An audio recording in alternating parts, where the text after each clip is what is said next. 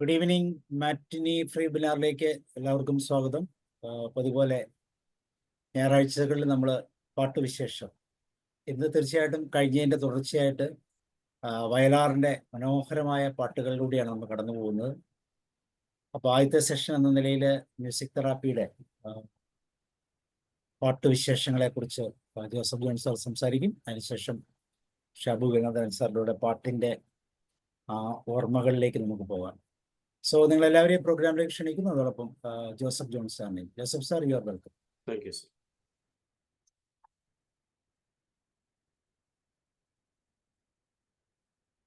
പ്രപഞ്ചനാഥനെ സ്തുതിച്ചുകൊണ്ട് നമുക്ക് ആരംഭിക്കാം.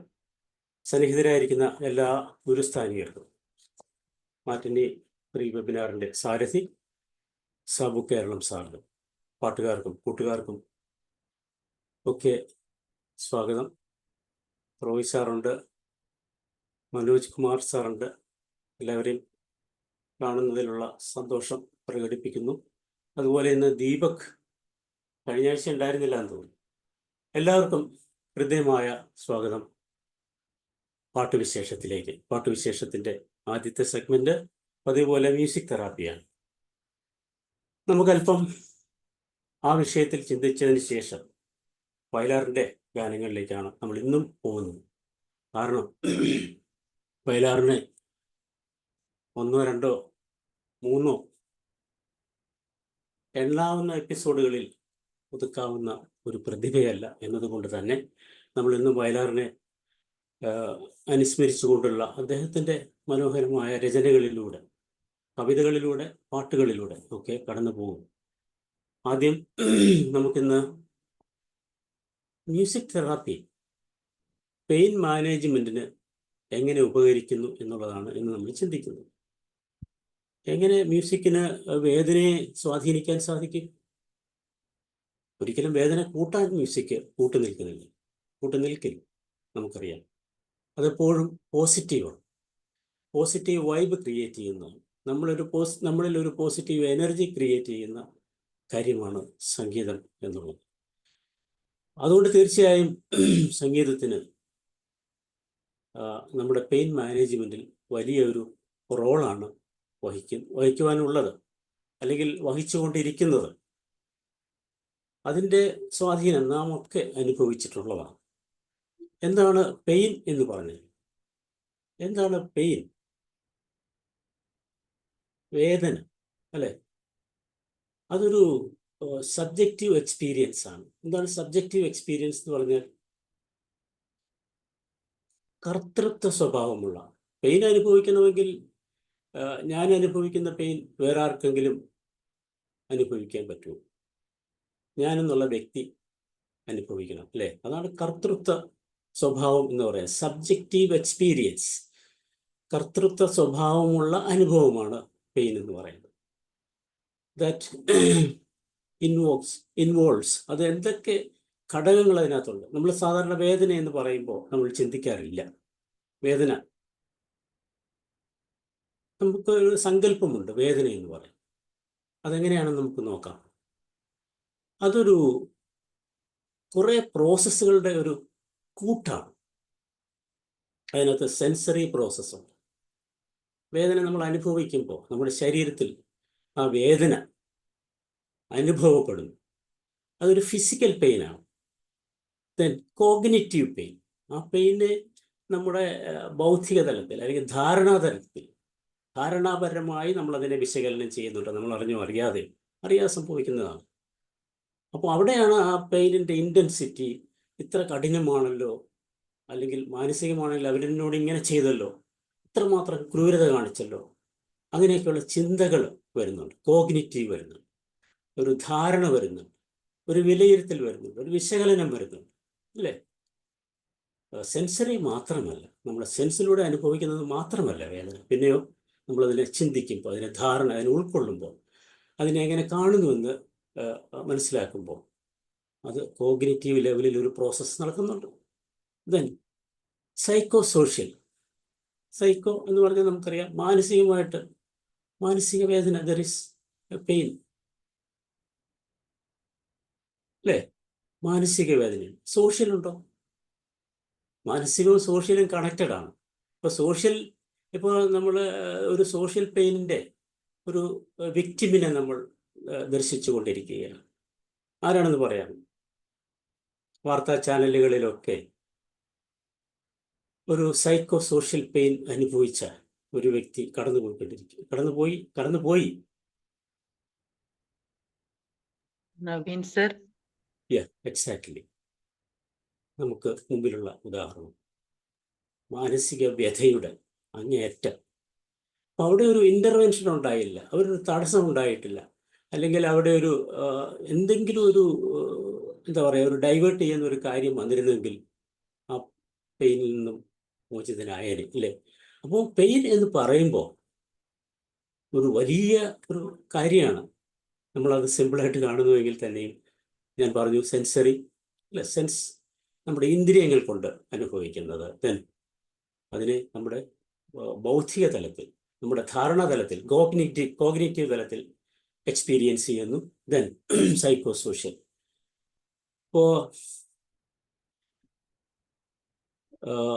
ഈ തലങ്ങളിലൂടെയൊക്കെ പെയിൻ എക്സ്പീരിയൻസ് ചെയ്യുന്നത് വിവിധ തലങ്ങളിലൂടെയാണെന്ന് നമ്മളിന്ന് കണ്ടു. So music therapy has to address.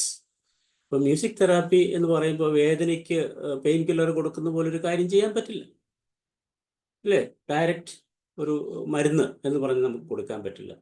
അതിന് ഈ പറയുന്ന എല്ലാ തലങ്ങളെയും അഡ്രസ്സ് ചെയ്യേണ്ടതുണ്ട്. Music therapy has to address a multitude of factors, ഘടകങ്ങളെ അഡ്രസ്സ് ചെയ്യണം. ഓക്കെ, അപ്പം നമുക്ക് ഈ മ്യൂസിക് തെറാപ്പി പെയിൻ മാനേജ്മെൻറ്റിൽ ചെയ്യുമ്പോൾ എന്തൊക്കെയാണ് ഗോൾസ് എന്നൊന്ന് ഓടിച്ചു നോക്കാം. എന്തൊക്കെയാണ് നമ്മളവിടെ പ്രതീക്ഷിക്കുന്നത്? എന്തൊക്കെ ഉണ്ടായിരിക്കണം? Reduce pain intensity. എന്താണ് ഇൻറ്റൻസിറ്റി എന്ന് പറഞ്ഞാൽ? തീവ്രത, കാഠിന്യം. പെയിൻ്റെ കാഠിന്യം കുറയ്ക്കണം എന്ന് നമ്മൾ ആഗ്രഹിക്കുന്നു, അല്ലെങ്കിൽ അതൊരു ഒബ്ജക്റ്റീവാണ്. Then decrease pain interference. Interference എന്ന് പറഞ്ഞാൽ തടസ്സം എന്നാണ് അർത്ഥമെങ്കിലും ഇവിടെ ഡിക്രീസ് പെയിൻ ഇൻ്റർഫിയറൻസ് എന്ന് പറഞ്ഞാൽ ആവർത്തിച്ചുള്ള വരവ് അല്ലെങ്കിൽ കടന്നുകയറ്റം, ആവർത്തിച്ച് വരുന്ന അതിൻ്റെ നമ്പർ കുറയ്ക്കുക, അല്ലേ? Decrease pain interference. പെയിൻ നമ്മളെ സ്വാധീനിക്കുന്ന അല്ലെങ്കിൽ കീഴ്പ്പെടുത്തുന്ന ആ ഒരു ഘട്ടം താമസിപ്പിക്കുക അല്ലെങ്കിൽ തടസ്സപ്പെടുത്തുക എന്ന് പറയാം. Improve pain related self efficacy. പെയിനെ നമ്മൾ അനുഭവിച്ചേ പറ്റുള്ളൂ, പക്ഷേ അതിനെ നേരിടാൻ, അതിനെ ഫേസ് ചെയ്യാൻ നമുക്കൊരു കാര്യക്ഷമത വളർത്തിയെടുക്കണം. സെൽഫ് എഫിക്കസി, സ്വയം ആർജിക്കുന്ന കാര്യക്ഷമതയ്ക്കാണ് സെൽഫ് എഫിക്കസി എന്ന് പറയുക. അപ്പോൾ അങ്ങനെ to improve pain related self efficacy, അങ്ങനെ നേരിടാനുള്ള ക്ഷമത കൈവരിക്കാനുള്ള കാര്യം ആണ് ഇവിടെ പറയുന്നത്. Then divert attention away from pain. ഒരു പ്രധാന ഘടകം എന്ന് പറയുന്നത് നമ്മൾ പെയിനിലേക്ക് ശ്രദ്ധ പോകുന്നില്ല എന്നുള്ളതാണ്. ആ പെയിനിലേക്കുള്ള ശ്രദ്ധയെ ഡൈവേർട്ട് ചെയ്ത് കളയുക, ദിശ മാറ്റിവിടുക അല്ലെ മാറ്റിവിടുക എന്ന് പറയാം. Then reduce stress and anxiety. പെയിനൊരു പ്രധാന കാരണമാണ് സ്ട്രെസ്സും ആൻസൈറ്റി. പെയിൻ എന്ന് പറയുന്നത് ഞാനിവിടെ ഉദ്ദേശിക്കുന്നത് കോഗ്നിറ്റീവ് പെയിൻ ആണ്, അല്ലേ? അതിന് സ്ട്രെസ്സും ആൻസൈറ്റി ഒരു ഘടകമാണ്. Then enhance mood. ഈ അവസ്ഥകൾ നമ്മുടെ മാനസിക നിലയെ താഴോട്ട് കൊണ്ടുപോകും, ഡിപ്രഷനിലേക്ക് കൊണ്ടുവരും. അവിടെ എന്താണ് ചെയ്യേണ്ടത്? നമ്മുടെ മൂഡിനെ എൻഹാൻസ് ചെയ്യാനായിട്ട് സംഗീതം സഹായിക്കണം. Then increase perceived support. Perceive ചെയ്യുക എന്ന് പറഞ്ഞാൽ എന്താണ്? നമ്മൾ ഗ്രഹിക്കുക എന്ന് പറയാം, അല്ലേ? ഇന്ദ്രിയങ്ങളാൽ സ്വീകരിക്കുന്നത്, സംവേദിപ്പിക്കപ്പെട്ടത്. അപ്പം ഇന്ദ്രിയങ്ങളുടെ അങ്ങനെ സംവേദനയിലൂടെ കിട്ടിയിട്ടുള്ള അതിനെ ആ സപ്പോർട്ടിനെ ഇൻക്രീസ് ചെയ്യണം.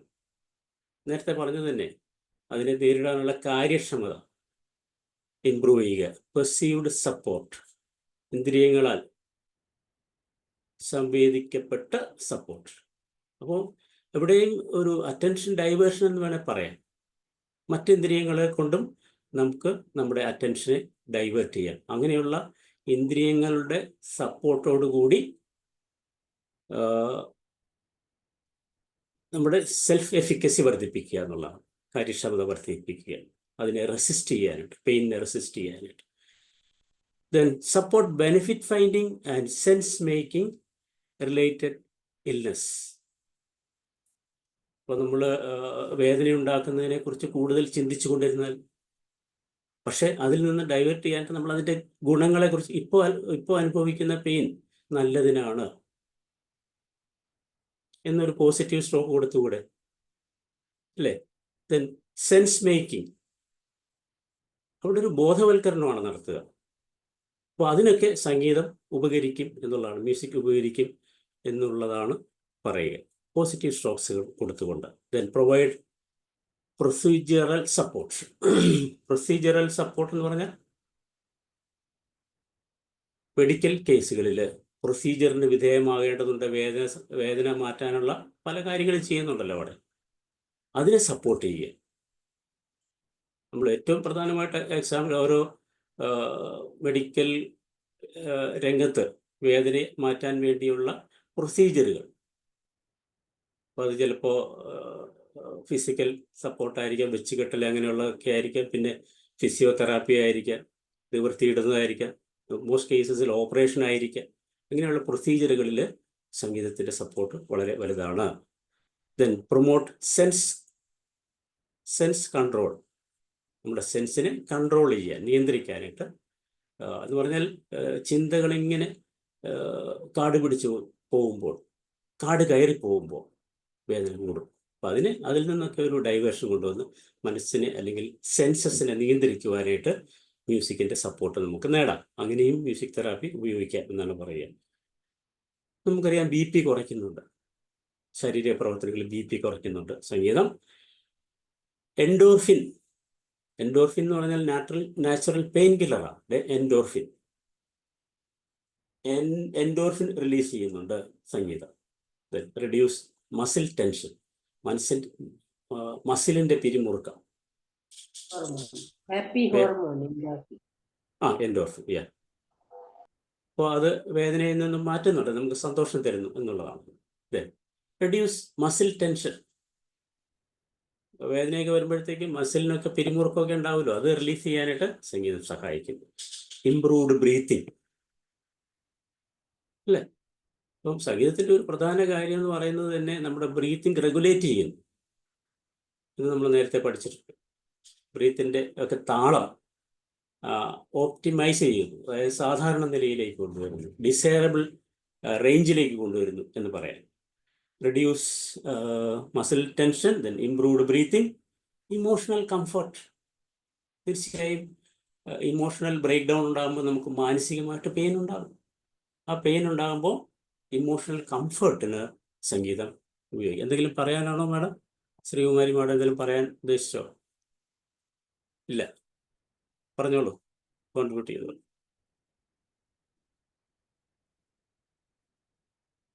ഓക്കെ, പിന്നീടായാലും മതി. Music therapy play a role in the transition from acute to chronic pain. കഠിനമായ വേദനയും ഇതിൽ നിന്ന് ക്രോണിക് പെയിനിലേക്ക്. കഠിനമായ വേദന, ക്രോണിക് എന്ന് പറയുമ്പോൾ എന്താണ്? ദീർഘകാലമായിട്ട്. കഠിനം എന്ന് പറഞ്ഞാൽ വളരെ തീവ്രമായ,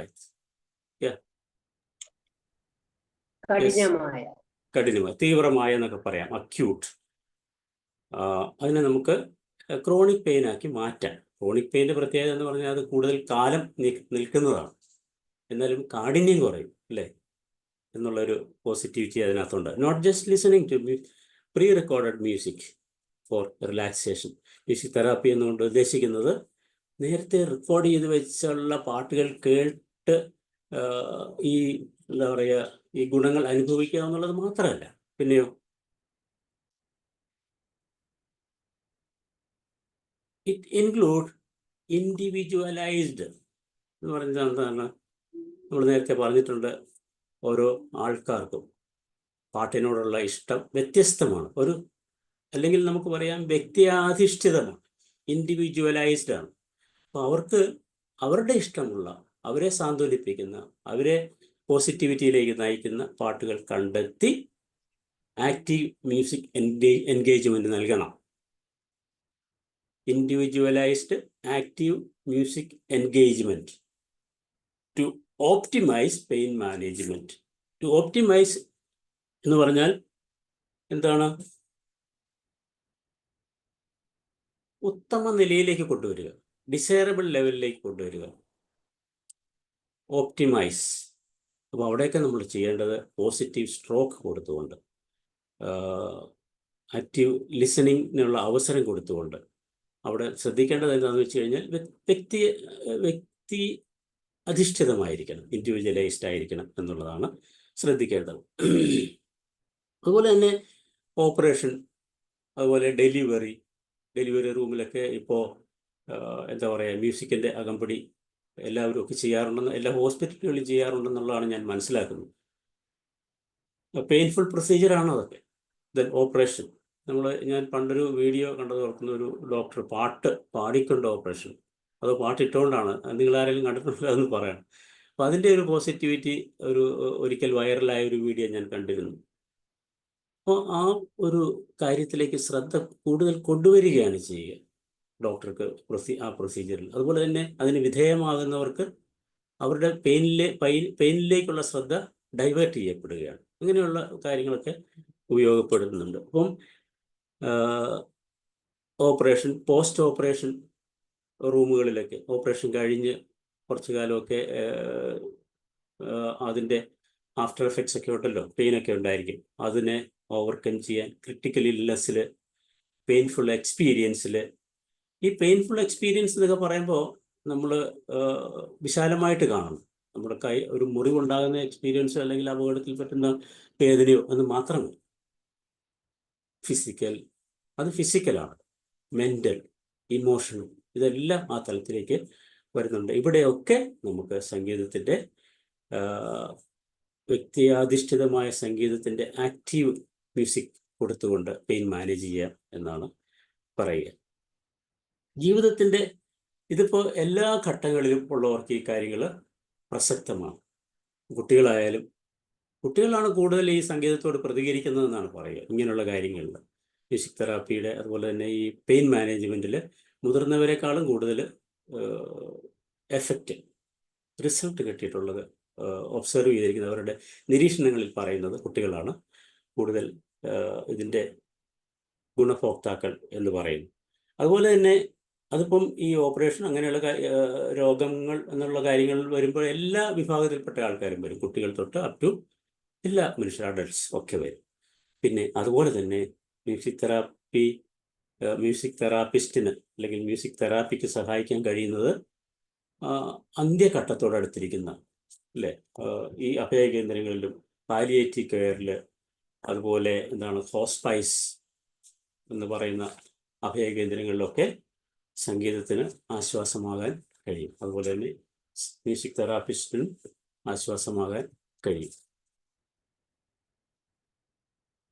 ഇവിടെ മ്യൂസിക് തെറാപ്പിസ്റ്റ് അല്ലെങ്കിൽ ഇത് കൈകാര്യം ചെയ്യുന്ന ഒരു ശ്രദ്ധിക്കേണ്ട കാര്യം എന്താണ്? Responsible for contributing to the effective management of pain in all medical settings, subject to ആ ഡിഗ്രി ഓഫ് പെയിൻ, എത്രമാത്രം അവരുടെ പെയിൻ ഉണ്ട് എന്നുള്ളതും, ഏത് തലത്തിലുള്ള പെയിൻ ആണെന്നും, പിന്നെ റെലവൻസ് ഓഫ് ഒക്കേഷൻ, ആ ഒക്കേഷൻസിന് റെലവൻ്റ് ആണോ എന്നുള്ളതും ഒക്കെ ഇത് അഡ്മിനിസ്റ്റർ ചെയ്യുന്നവർ അല്ലെങ്കിൽ ഇത് മാനേജ് ചെയ്യാൻ നേതൃത്വം കൊടുക്കുന്നവർ ശ്രദ്ധിക്കേണ്ടതാണ് എന്നുള്ളതാണ്. അപ്പം നമുക്ക് പറയാം, music can influence in acute pain condition, chronic pain condition and procedural pain condition. Acute കഠിനമായത്, ക്രോണിക് എന്താ പറയുക, വിട്ടുമാറാതെ അല്ലെങ്കിൽ ദീർഘകാലം നിൽക്കുന്നത്, ദെൻ പ്രൊസീജർ ഈ മെഡിക്കൽ പ്രൊസീജിയറുകൾ നടത്തുമ്പോൾ അത് ഈസാക്കാൻ, ആ ഒരു സന്ദർഭം ഈസാക്കാൻ, ആ സന്ദർഭത്തിൽ ആശ്വാസം കൊണ്ടുവരാനായിട്ട് മ്യൂസിക്കിന് സഹായിക്കും. ഈ pain is not treated well. എന്താണ് പെയിൻ ട്രീറ്റ് ചെയ്തില്ലെങ്കിലുള്ള കുഴപ്പം? പെയിൻ എന്ന് പറയുന്നത് ഇപ്പോൾ ഈ ആക്സിഡൻറ്റ് അങ്ങനെയുള്ള കാര്യങ്ങൾ വിട്ടുകഴിഞ്ഞാലോ പെയിൻ എന്ന് പറയുന്നത് ക്യാൻ ബി ഒരു സിഗ്നൽ ആയിരിക്കാം, ഒരു സൂചനയായിരിക്കാം. അപ്പോൾ ഏത് തരത്തിലുള്ള പെയിൻ ആണെങ്കിലും അത് ട്രീറ്റ് ചെയ്തില്ലെങ്കിൽ, അല്ലെങ്കിൽ വേണ്ട രീതിയിൽ ട്രീറ്റ് ചെയ്തില്ലെങ്കിൽ, അല്ലെങ്കിൽ തെറ്റായ രീതിയിൽ ട്രീറ്റ് ചെയ്താലോ എന്താ സംഭവിക്കുക? Long term impression of mood. ആദ്യമേ അവരുടെ ആ ഒരു വെൽബീയിങ്, അവരുടെ ആരോഗ്യത്തെ ബാധിക്കും അല്ലേ? പെയിൻ ട്രീറ്റ് ചെയ്തില്ലെങ്കിൽ ഒന്ന് മേ അഫക്റ്റ് ദെയർ വെൽബീയിങ്, അവരുടെ ആരോഗ്യം, ക്ഷേമം, അതിനെ വെൽബീയിങ്ങിനെ സ്വാധീനിക്കും. Then long term impact on mood. ദീർഘകാലം ഇങ്ങനെ ആ പെയിൻ ട്രീറ്റ് ചെയ്തില്ലെങ്കിൽ, വേണ്ട രീതിയിൽ ട്രീറ്റ് ചെയ്തില്ലെങ്കിൽ എന്താ സംഭവിക്കുക? മൂഡിനെ അഫക്റ്റ് ചെയ്യും. Long term impact on mood. അസ്വസ്ഥമായിട്ട് അങ്ങനെ കഴിഞ്ഞുകൂടേണ്ട ഒരു സാഹചര്യം വരും. അവരുടെ മെൻ്റൽ ഹെൽത്തിനെ ബാധിക്കും. സഹിക്കുന്നതിനൊരു പരിധിയില്ലേ വേദന അല്ലേ? ഒരു കാലമൊക്കെ ഇല്ലേ? അപ്പോൾ ഒരു മെൻ്റൽ ഹെൽത്തിനെ ബാധിച്ചെന്ന് വരാം. അപ്പോൾ പെയിൻ ട്രീറ്റ് ചെയ്യേണ്ട ഒരു വലിയ കാര്യമാണ്. ദെൻ അവരുടെ കോഗ്നിറ്റീവ് പ്രോസസ്സിനെ ബാധിച്ചേക്കാം. വേദന അവരുടെ കോഗ്നിറ്റീവ് പ്രോസസ്സിനെ ബാധിച്ചേക്കാം. കോഗ്നിറ്റീവ് പ്രോസസ്സ് എന്ന് പറയാൻ അറിയാമല്ലോ, ധാരണാപരമായിട്ടുള്ള, ചിന്താപരമായിട്ടുള്ള ധാരണ. സ്ലീപ്പിനെ ബാധിക്കും അല്ലേ? ദെൻ ഫിസിക്കൽ ഫങ്ഷനിങ്ങിനെ ബാധിക്കും. And disability.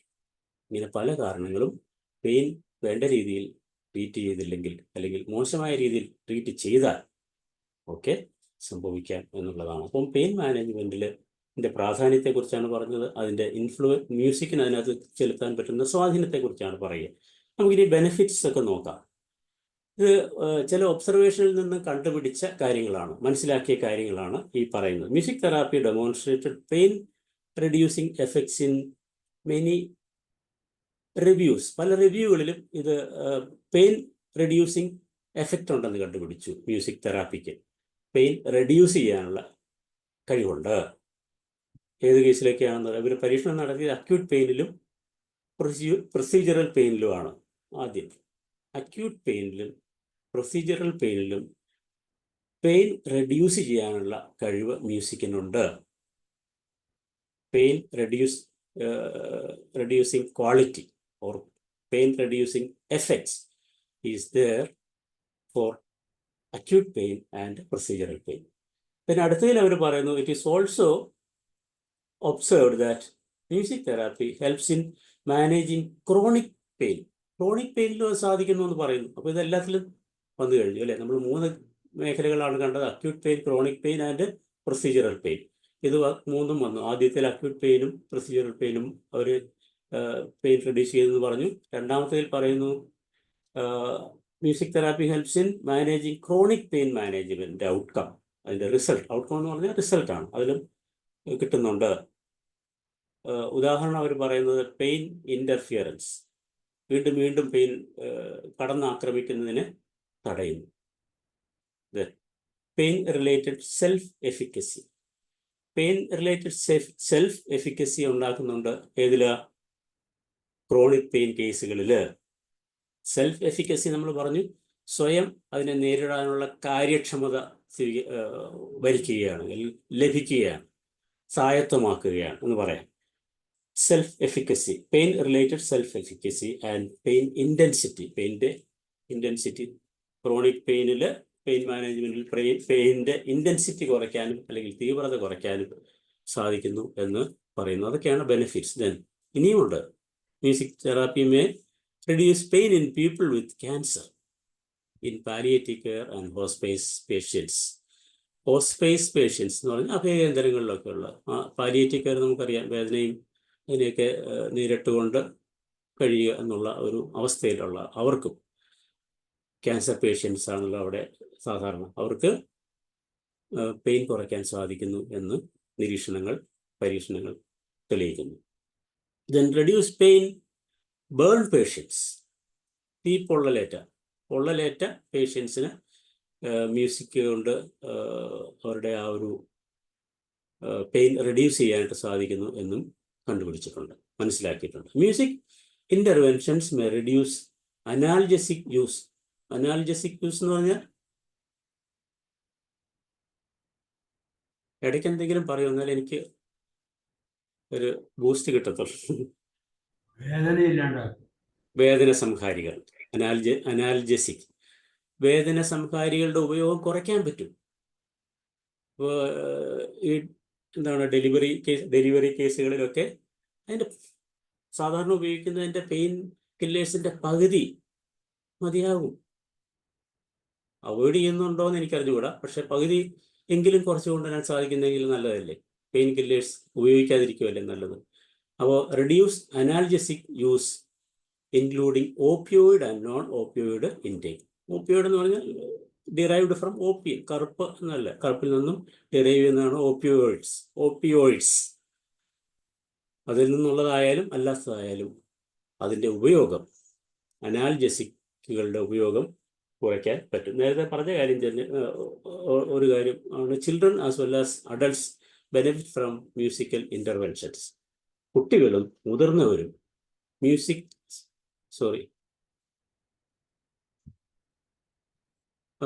പെയിൻ ഇൻ്റർവെൻഷൻസ് അല്ല, മ്യൂസിക് ഇൻ്റർവെൻഷൻസിൽ നിന്നും അവർക്ക് കുട്ടികൾക്കും, അതായത് പെയിനെ തടയാൻ. നേരത്തെ നമ്മൾ പറഞ്ഞ ഇൻ്റർവെൻഷൻ എന്ന് പറഞ്ഞാൽ വീണ്ടും വീണ്ടും വരുന്നതിനെ കുറിച്ചാണ്. ഇവിടെ children as well as adults benefit from musical interventions. സംഗീതത്തിൻ്റെ ഇടപെടൽ കൊണ്ട് വേദന അനുഭവിക്കുന്ന കുട്ടികളും മുതിർന്നവരും അതിൻ്റെ ഗുണഫലം അനുഭവിക്കുന്നുണ്ട്. പക്ഷേ കുട്ടികളിലാണ് more. Children appear to benefit more. അപ്പോൾ എന്തുകൊണ്ടായിരിക്കാം? അവർക്ക് കൂടുതൽ ചിന്തിക്കാനില്ല, അല്ലേ? നമ്മളാണെങ്കിൽ ചിന്തിച്ച് വേദന കൂട്ടും. അതുകൊണ്ടായിരിക്കാം എന്ന് ഞാൻ കരുതുകയാണ്. എന്തെങ്കിലും വേറെ അഭിപ്രായമുണ്ടോ? ഓക്കെ. അപ്പോൾ ഈ ഒരു പൊതുകാര്യം നമ്മൾ അറിഞ്ഞിരിക്കുക. എല്ലാവർക്കും മ്യൂസിക്കിൻ്റെ ഉപയോഗം കൊണ്ട് പെയിൻ മാനേജ് ചെയ്യാൻ പറ്റും. ഒരു വിധത്തിൽ അല്ലെങ്കിൽ മറ്റൊരു വിധത്തിൽ മാനേജ് ചെയ്യാൻ പറ്റും. അത് എല്ലാവർക്കും പറ്റും. അതിൻ്റെ ഗുണം കൂടുതലായിട്ട് കണ്ടുവരുന്നത് കുട്ടികളിലാണ് എന്ന് പറയുന്നത്. കോമൺ ടൈപ്സ് ഓഫ് മ്യൂസിക് ഇൻ്റർവെൻഷൻസും കൂടെ പറഞ്ഞുകൊണ്ട് നമുക്ക് അവസാനിപ്പിക്കാം. നിസ്സാരമായ കാര്യങ്ങളുണ്ട്, ഇച്ചിരി ടെക്നിക്കൽ കാര്യങ്ങൾ അവലംബിക്കേണ്ട കാര്യങ്ങളുണ്ട്. ഏതായാലും ഞാനൊന്ന് ഓടിച്ച് പറഞ്ഞു പോകാം. ലിസണിങ് ടു ലൈവ് മ്യൂസിക് കേൾക്കുക എന്നുള്ള ഒരു മ്യൂസിക് ഇൻ്റർവെൻഷനാണ്, അല്ലേ? Music assisted movement therapy. മ്യൂസിക്കിൻ്റെ സഹായത്തോടു കൂടി മൂവ് ചെയ്യാനായിട്ടുള്ള മൂവ്മെൻറ്റ് തെറാപ്പി ഉണ്ട്. അതിപ്പോൾ ആ ഒരു രോഗിയുടെ കണ്ടീഷൻ അനുസരിച്ചുകൊണ്ട് ഇരുന്നാണോ കിടന്നാണോ, അപ്പോൾ ആ മ്യൂസിക്കിൻ്റെ അകമ്പടിയോടുകൂടി, അതിന് ആപ്റ്റായിട്ടുള്ള മ്യൂസിക്കിൻ്റെ അകമ്പടിയോടുകൂടി അവരുടെ ചലന കൺട്രോൾ ചെയ്ത് അല്ലെങ്കിൽ ഇമ്പ്രൂവ് ചെയ്ത് കൊണ്ടുവരുന്നതാണ് music assisted movement therapy. Music assisted relaxation, അത് പറയേണ്ട കാര്യമില്ല, നമ്മൾക്ക് അനുഭവിക്കുന്നുണ്ട് relaxation. Then music guided imagery. എന്താണ് ഇമേജറി? ഒരു എസ്പെഷ്യലി മെഡിറ്റേഷനൊക്കെയാണ് ഉപയോഗിക്കുക, അല്ലേ? നമ്മൾ ആ ഇമേജറി കൊടുത്തുകൊണ്ട് അതിലൂടെ ഇങ്ങനെ സഞ്ചരിച്ച് പോവുക. കാൽപ്പനികത, ഭാവനയിലൂടെ കണ്ടുകൊണ്ട് പോവുക. മനസ്സിന് ചിറകുകൾ വെച്ച് പറക്കുക എന്ന് നമ്മുടെ പ്ലേറ്റോ പറഞ്ഞതുപോലെ അങ്ങനെ പോകുന്നത് മ്യൂസിക് ഗൈഡഡ് ഇമേജറിയാണ്. അപ്പോൾ അതിന് സെലക്ട് ചെയ്ത് ആ ഒക്കേഷൻ ആവശ്യമുള്ള കാര്യങ്ങൾ പറഞ്ഞുകൊണ്ടായിരിക്കണം ആ മനോചിത്രങ്ങൾ നിർമ്മിക്കേണ്ടത്. ഇത് ഗൈഡ് ചെയ്യുന്നയാൾ, അല്ലേ? സിംഗിങ് ആൻഡ് ചാൻറ്റിങ്, പാടുക. അതുപോലെ തന്നെ ചാൻറ്റിങ് എന്ന് പറഞ്ഞു കഴിഞ്ഞാൽ അറിയാം, മന്ത്രോച്ചാരണമൊക്കെയാണ്. വോക്കൽ ആൻഡ് മ്യൂസിക്കൽ ഇംപ്രൊവൈസേഷൻ എങ്ങനെയാണ് പെയിൻ കുറയ്ക്കുക, പെയിൻ മാനേജ്മെൻറ്റിൽ ഉപയോഗിക്കുക? പെട്ടെന്നൊരു ഇംപ്രൊവൈസേഷൻ എന്ന് പറഞ്ഞു കഴിഞ്ഞാൽ നേരത്തെ പറഞ്ഞതാണ്. എന്താണ് ഇംപ്രൊവൈസേഷൻ എന്ന് പറഞ്ഞാൽ? എസ്പെഷ്യലി ഇൻ മ്യൂസിക്, സംഗതികളൊക്കെ മാറ്റി പാടുക അല്ലേ സാറേ? നമ്മുടെ ഒറിജിനിൽ നിന്നൊക്കെ മാറ്റി. ഒറിജിനലിൽ നിന്നും മാറ്റുന്നതിൽ അതിനൊരു കീ പോയിന്റ് ഉണ്ട്. എന്താണെന്നറിയോ? വിത്തൗട്ട് പ്രയോർ ജഡ്ജ്മെന്റ്, തൽക്ഷണം. അതിങ്ങനെ നമ്മളിപ്പോൾ ഒരു പാട്ട് അല്ലെങ്കിൽ കേൾക്കുമ്പോൾ അതിനൊരു നമുക്കൊരു എക്സ്പെക്റ്റേഷൻ ഉണ്ട്, അത് ഇങ്ങനെ വരും എന്നുള്ളത്. പക്ഷെ ഇംപ്രവൈസ് ചെയ്യുക എന്ന് പറഞ്ഞു കഴിഞ്ഞാൽ തൽക്ഷണം ഒരു ചേഞ്ച് വരുത്തുക. ആ ചേഞ്ച് എന്ന് പറയുന്നത് പോസിറ്റീവ് ആയിരിക്കണം, അല്ലെങ്കിൽ അത് വേദന കൂട്ടുകയുള്ളൂ അല്ലേ. അപ്പോൾ അങ്ങനെ ഇംപ്രവൈസ് ചെയ്യുക വിത്തൗട്ട് പ്രയോർ ജഡ്ജിമെന്റ്. ഒരു സാറ് പറഞ്ഞതുപോലെ ഒരു മാറ്റം ഉണ്ടാക്കുക, ഒരു മാറ്റം, അതാണ് കറക്റ്റ്. ബട്ട് ആ മാറ്റം നേരത്തെ ചിന്തിച്ചു കൂട്ടിയുള്ളതല്ല, ഓൾ ഓൺ എ സഡൻ തൽക്ഷണം വരുന്നതായിരിക്കണം എന്നുള്ളതാണ് ഇംപ്രവൈസേഷൻ്റെ പ്രത്യേകത. ദെൻ സോങ് റൈറ്റിംഗ്, ഒരു പാട്ട് എഴുതുക. നമ്മൾ പറയാൻ മടിക്കുന്ന കാര്യങ്ങൾ ചിലപ്പോൾ പാട്ടിലൂടെ പറയാൻ പറ്റും. പാട്ടിലൂടെ പറയാൻ പറ്റാത്തത് നമുക്ക് പാട്ടായിട്ട് എഴുതാൻ പറ്റും. ആ വാക്കുകളിൽ വരും, ഒന്ന് എഴുതി നോക്കൂ. Song writing is A wonderful technique of music therapy. പാട്ട് എഴുതുക, നമ്മുടെ മനസ്സിലുള്ള ആ കാര്യങ്ങൾ. സാറേ, യെസ്.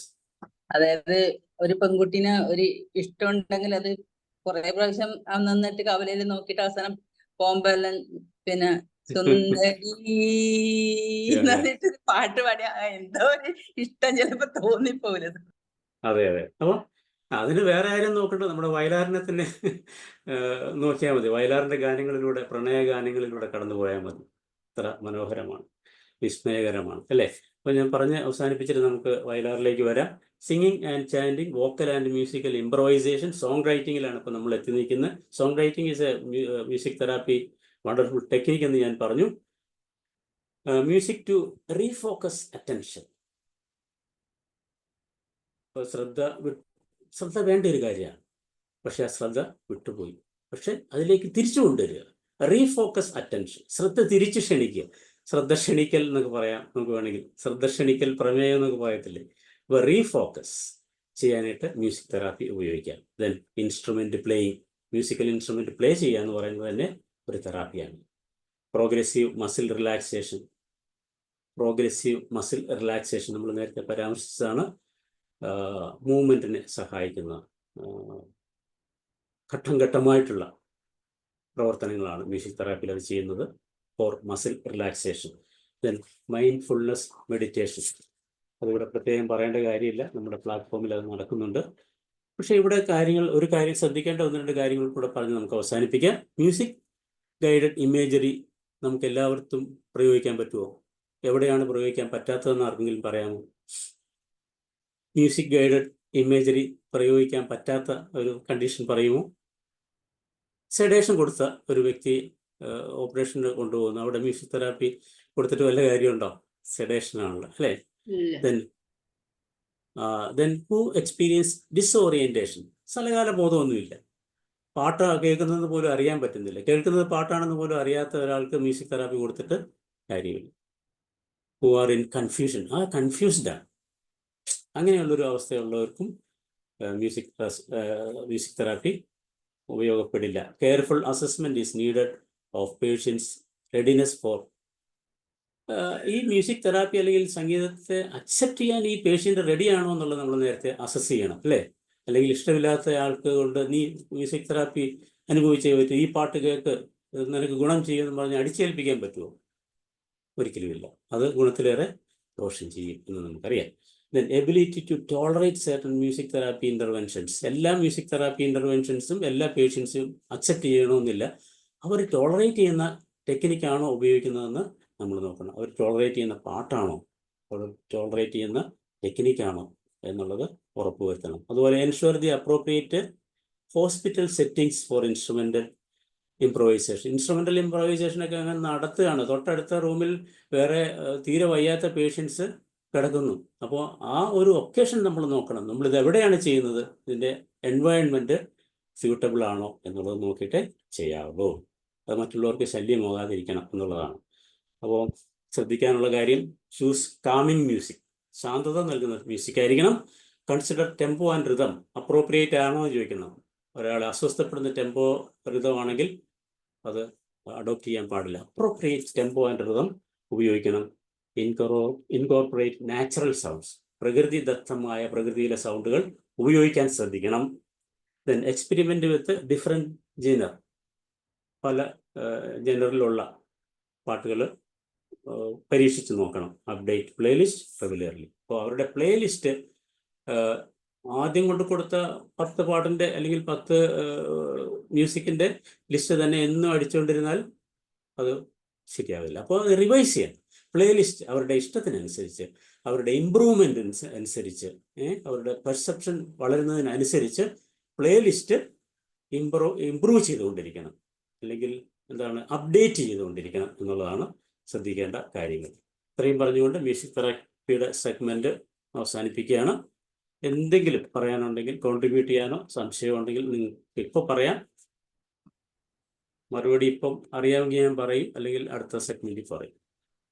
ജോസഫ് സാറേ, ഞാനൊരു ചെറിയ കാര്യം ഒന്ന് കൂട്ടിച്ചേർത്തു. തീർച്ചയായും. ഞാൻ എൻ്റെ ഒരു സെഷനില് നമ്മുടെ ഈ മസറു ഇമോട്ടോന്റെ എന്ന് പറഞ്ഞ ആളുടെ സാർ അത് കേട്ടൊന്നും അദ്ദേഹം ഒരുപാട് എക്സ്പെരിമെന്റ് നടത്തിയ ത്രൂ വാട്ടർ വൈബ്രേഷൻസിലൊക്കെ. അപ്പൊ അതിനകത്ത് അദ്ദേഹം ക്രിസ്റ്റൽ ഫോമിലാക്കുമായിരുന്നു. വെള്ളം ക്രിസ്റ്റൽ ഫോമിലാക്കിയിട്ട് അതിന്റെ ഒരുപാട് എനർജി ആണല്ലോ, മ്യൂസിക് ഈസ് ഓൾസോ എനർജി. അപ്പൊ അദ്ദേഹം ചെയ്ത ഒരു പരീക്ഷണം ഈ മൊസാട്ടിന്റെ ഒക്കെ സംഗീതം പ്ലേ ചെയ്തുകൊണ്ട് വെള്ളത്തിനെ ക്രിസ്റ്റലൈസ് ആക്കി. അപ്പൊ അതിൽ നിന്ന് ആ ക്രിസ്റ്റലിന്റെ രൂപങ്ങൾ ഓരോ മ്യൂസിക്കിനും വ്യത്യസ്തങ്ങളായിരുന്നു. പെട്ടെന്ന് അത് ഫ്രീസ് ചെയ്യും, ക്രിസ്റ്റലുകളാക്കും. ഇദ്ദേഹത്തിന്റെ പരീക്ഷണം ഒരുപാടുണ്ട്. ഞാൻ ഇത് ക്ലാസ് തന്നെ എടുത്തതാണ് ഈ നമ്മുടെ സാറിന്. അപ്പൊ അദ്ദേഹം കണ്ടുപിടിച്ചത്, ഇപ്പൊ ഫോർ എക്സാമ്പിൾ ഇപ്പൊ മൊസാട്ടിന്റെ ഒരു ക്ലാസിക്കൽ ഒരു ഒരു സംഗീതം പ്ലേ ചെയ്തിട്ട് ഇതിന്റെ ക്രിസ്റ്റലൈസ് ചെയ്താൽ വളരെ മനോഹരങ്ങളായ ക്രിസ്റ്റൽ ഫോം ചെയ്യും. അതേസമയം ഒരു റാപ്പ് സംഗീതം, കുറച്ചുകൂടെ പോപ്പ് രീതിയിലുള്ള സംഗീതം അങ്ങനെയൊക്കെ വരുമ്പോൾ ആ ക്രിസ്റ്റലിന്റെ രൂപം വേറെയാണ്. അപ്പൊ കഴിവ് ആ വൈബ്രേഷനെ ഈവൻ ഇതല്ലേ സാറേ, എനർജി പാസ് ചെയ്യുമ്പോഴേ അപ്പൊ നമുക്ക് അതുണ്ടാക്കുന്ന wherever there is a vibration there is a energy can be transformed എന്നുള്ള ഒരു തത്വത്തിലാണ് ഞാനിത് പറഞ്ഞത്. അത് ഞാൻ അതിന്റെ ക്രിസ്റ്റൽസിന്റെ ഒക്കെ രൂപങ്ങളൊക്കെ ഇവിടെ ഞാൻ ഡിസ്പ്ലേ ചെയ്തിരുന്നു ഞാൻ അന്ന സ്റ്റേഷനിൽ. വളരെ അത് എല്ലാവരും അങ്ങനെ. പിന്നെ രണ്ടാമതൊരു സാർ, എനിക്കറിയാവുന്ന ഒരു കാര്യം കൂടെ പെട്ടെന്ന് പറഞ്ഞിട്ടുണ്ടായിരുന്നു. എൻ്റെ ഒരു സുഹൃത്ത്, അദ്ദേഹത്തിന്റെ പേര് ഞാനിവിടെ പറയാൻ ഉദ്ദേശിക്കുന്നില്ല, അദ്ദേഹം ഗസൽ ഗായകനായിരുന്നു. നമ്മുടെ ഫോർട്ട് കൊച്ചിയിലാണ്. അദ്ദേഹം കുറച്ച് ദുബായിലൊക്കെ വർക്ക് ചെയ്ത ഡിഫൻസ് ജോലിയൊക്കെ ഉണ്ടായിരുന്നു. പെട്ടെന്ന് അദ്ദേഹത്തിന് ഒരു അസുഖം വന്നു, ഒരു ക്യാൻസറസ് അസുഖം. അസാധ്യ പാട്ടുകാരനാണ്. ഏതാണ്ട് 5000-ലേറെ ഹിന്ദി പാട്ടുകൾ ബൈ ഹാർട്ട് ലൈൻസ് അറിയാവുന്ന ആളാണ്. അത്ര മനോഹരമായിട്ട് പാടും.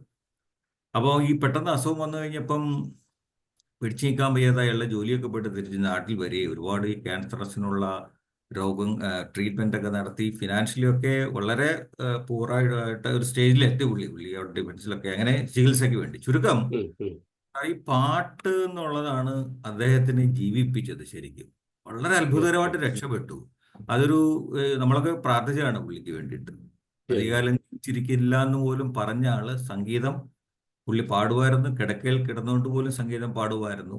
അതെനിക്ക് നേരിട്ട് അറിയാവുന്ന കാര്യം. ഇപ്പൊ അദ്ദേഹം ചെയ്യുന്ന, സാറ് നേരത്തെ പറഞ്ഞല്ലോ, ഈ പാലിയേറ്റീവ് കെയർ യൂണിറ്റ്സിലൊക്കെ ഇപ്പൊ അദ്ദേഹം ചെയ്യുന്ന കാര്യം ഇവിടെ ഉണ്ട്. ഇപ്പോൾ ചെറിയ ജോലിയും കാര്യങ്ങളൊക്കെ ഉണ്ട്. ഇടയ്ക്കിടയ്ക്ക് സ്റ്റേജ് പ്രോഗ്രാംസ് ഒക്കെ ചെയ്യും. ഗസൽ പാടും, ഹിന്ദി പാട്ട് പാടും, അസലായിട്ട് ഏത് പാട്ട് പാടിയാലും അപ്പം പാടും സാറേ. അദ്ദേഹം ചെയ്യുന്ന ഒരു കാര്യം, ഇപ്പൊ ഈ പാലിയേറ്റീവ് കെയർ യൂണിറ്റ്സിലൊക്കെ പോയിട്ട് ഈ രോഗികൾക്കൊക്കെ വേണ്ടി പാട്ട് പാടി കൊടുക്കുക. അവരോട് കണ്ണടച്ചിരിക്കാൻ പറയും. അവരിഷ്ടമുള്ള പാട്ട് ഏതെങ്കിലും പറഞ്ഞാൽ അത് പാടും. അങ്ങനെ പുള്ളി വളരെ സൂത്തിങ് ആയിട്ട് ഈ സെന്ററുകളിലൊക്കെ പോയി സംഗീതം കൊണ്ട്, സാറി പറയുന്ന സംഗീതത്തിലൂടെ, ഈ ഒരു ചെറിയ ഡോക്ടറൊന്നും അല്ല, വളരെ ചെറിയൊരു പ്രൊഫൈലുള്ള ആളാണ്, എങ്കിലും അദ്ദേഹം ചെയ്യുന്നത് വലിയ കാര്യമാണ്. ഒരു ദിവസം നമുക്ക് അദ്ദേഹത്തിനെ ഇവിടെ വേണമെങ്കിൽ നമുക്ക് വിളിക്കുമോ, അങ്ങനെയുള്ള ഒരു കാര്യങ്ങൾ ചെയ്യും. പക്ഷെ വരുമെന്ന് എനിക്ക് തോന്നുന്നില്ല. പക്ഷെ അത്ര വെളിയിൽ അറിയപ്പെടുന്ന ഒരാളുമല്ല. പക്ഷെ അദ്ദേഹത്തിന്റെ പാട്ട് ഒരിക്കൽ കേട്ടാൽ എല്ലാവരും ഇഷ്ടപ്പെട്ട ഒരു മനസ്സിൽ നമ്മുടെ തങ്ങുന്ന രീതിയിലുള്ള പാട്ടുകളൊക്കെ അസാധ്യമായിട്ട് പാടും. എല്ലാ ഫീലും. അപ്പൊ അതൊന്ന് ഷെയർ ചെയ്യണമെന്ന് തോന്നി സാറ് പറഞ്ഞ. Thank you sir. തീർച്ചയായും നമുക്ക് സബ്ജക്റ്റുമായിട്ട് കണക്ഷൻ ഉണ്ടായിരുന്നില്ല, അതുകൊണ്ടാണ് ഈ രണ്ട് കാര്യം. തീർച്ചയായിട്ടും താങ്ക് യു വെരി മച്ച്.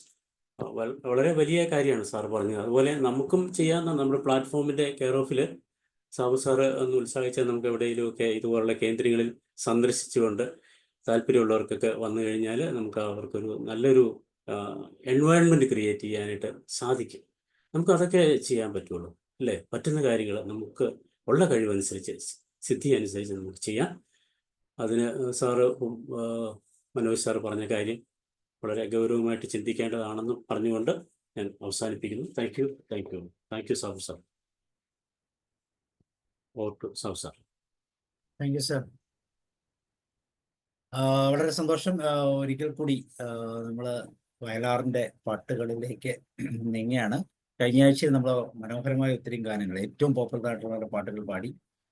എനിക്ക് തോന്നുന്നു ഒരു സെഷനും കൂടെ വേണ്ടി വരും മിക്കവാറും. വയലാറിന്റെ ഭക്തി ഗാനങ്ങളും കൂടെ നമുക്കൊന്ന് ചേർത്ത് വെക്കണമെങ്കിൽ. ഇനി നമുക്ക് നോക്കാം അടുത്ത ആഴ്ച എന്താ സാറേ പ്രത്യേകതയുള്ള മറ്റേ ദിവസങ്ങളുണ്ടോ ജോസഫ് സാർ? ഷാബു എത്തിയോ?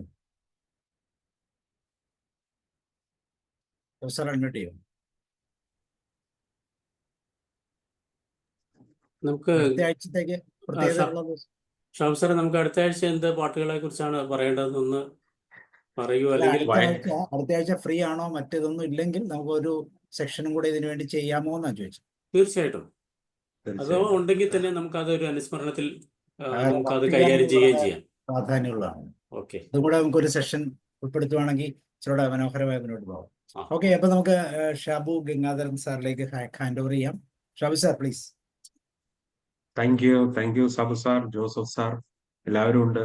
സംഗീതത്തെ സ്നേഹിക്കുന്ന, വയലാറിനെ സ്നേഹിക്കുന്ന എല്ലാവരും എത്തിച്ചേർന്നതിൽ ഒരുപാട് സന്തോഷം.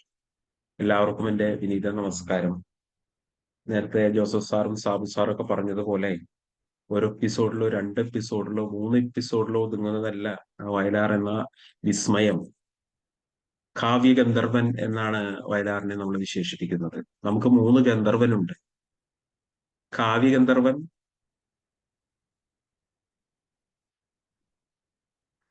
അതുപോലെ തന്നെ ഗാനഗന്ധർവൻ, സംഗീത ഗന്ധർവൻ.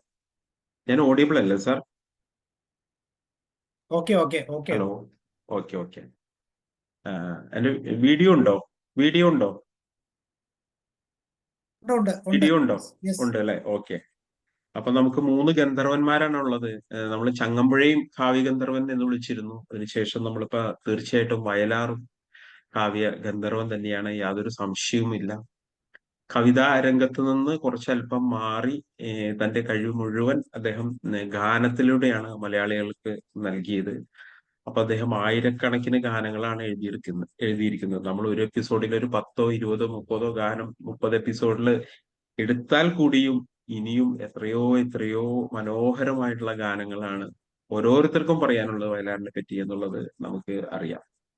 ഭൂമിയിലെ സമസ്തമായിട്ടുള്ള എല്ലാ പ്രപഞ്ച പ്രതിഭാസങ്ങളെ ഒക്കെ അദ്ദേഹത്തിന്റെ ഗാനങ്ങളില് ഓരോ മനോഹര ഗാനമായിട്ട് വന്നിട്ടുണ്ട്. ഇപ്പൊ പൂക്കളെയും അതുപോലെ തന്നെ പുഴകളെയും അദ്ദേഹം പരാമർശിക്കാത്ത ഏതൊരു മേഖലയാണ് ഉള്ളത് നമുക്ക് അതിശയം തോന്നും അല്ലെ? പ്രകൃതിയെയും പൂക്കളെയും സ്ത്രീകളെയും ദളിതരെയും സാധാരണ തൊഴിലാളികളെയും കാടിന്റെ പക്ഷത്ത് നിന്ന് പുല്ലുകളെയും പഴുതാരകളെയും ജീവജാലങ്ങളെയും എല്ലാം ഉപനിഷത്തുക്കളെയും അതുപോലെ തന്നെ എല്ലാ മേഖലയിലും അദ്ദേഹത്തിന്റെ വ്യക്തിമുദ്ര പതിപ്പിച്ച മനോഹര ഗാനങ്ങൾ അദ്ദേഹം കൈരളിക്ക് സമ്മാനിച്ചിട്ടുണ്ട്.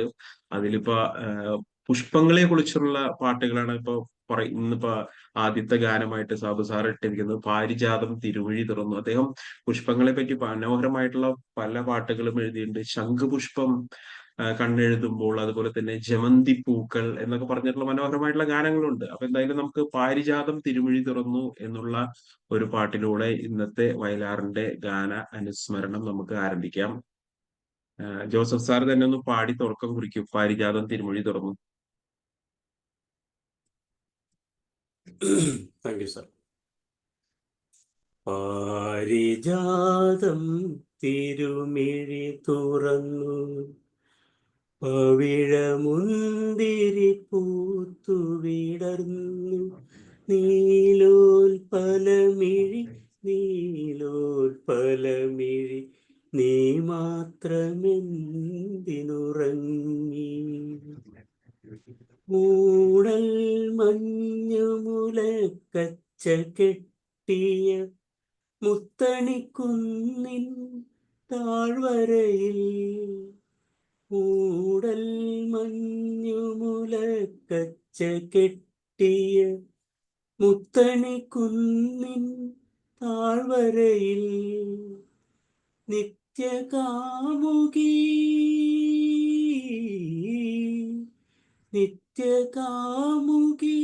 നിൽപ്പു ഞാനി നിശാനികുഞ്ചത്തിനരികിൽ, എഴുന്നേൽക്കൂ സഖി എഴുന്നേൽക്കൂ, ഏകാന്ത ജാലകം തുറക്കൂ, പാരിജാതം തിരുമിഴി തുറന്നു. അടുത്തത് പാടിക്കോളൂ ആരെങ്കിലും. Thank you sir, thank you. പഠിക്കോളൂ. എന്റെ സ്വപ്നമാദാലസനേത്രയിൽ സാറ് പാടിക്കോളൂ. ആരാ പാടുന്ന അടുത്ത്? സെയിം ഏത് സ്റ്റാൻസ വേണമെങ്കിലും പാടാം. പാരിജാതം തിരുമിഴി തുറന്നു, പവിഴമുന്തിരി പൂത്തു വിടർന്നു, നീലോൽപലമിഴി നീലോൽപലമിഴി നീ മാത്രമെന്തിനുറങ്ങി. പാരിജാതം തിരുമിഴി തുറന്നു, പവിഴമുന്തിരി പൂത്തു വിടർന്നു, നീലോൽപലമിഴി നീലോൽപലമിഴി നീ മാത്രമെന്തിനുറങ്ങി. Thank you sir. Thank you, thank you. അടുത്ത സ്റ്റാൻസ് ആരെങ്കിലും ഉണ്ടോ പാടാം?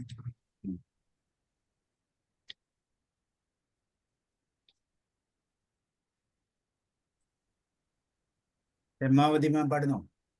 മൂടൽ മഞ്ഞ് മുലക്കച്ച കെട്ടിയ മുത്തണിക്കുന്നിൻ താഴ്വരയിൽ നിത്യകാമുകി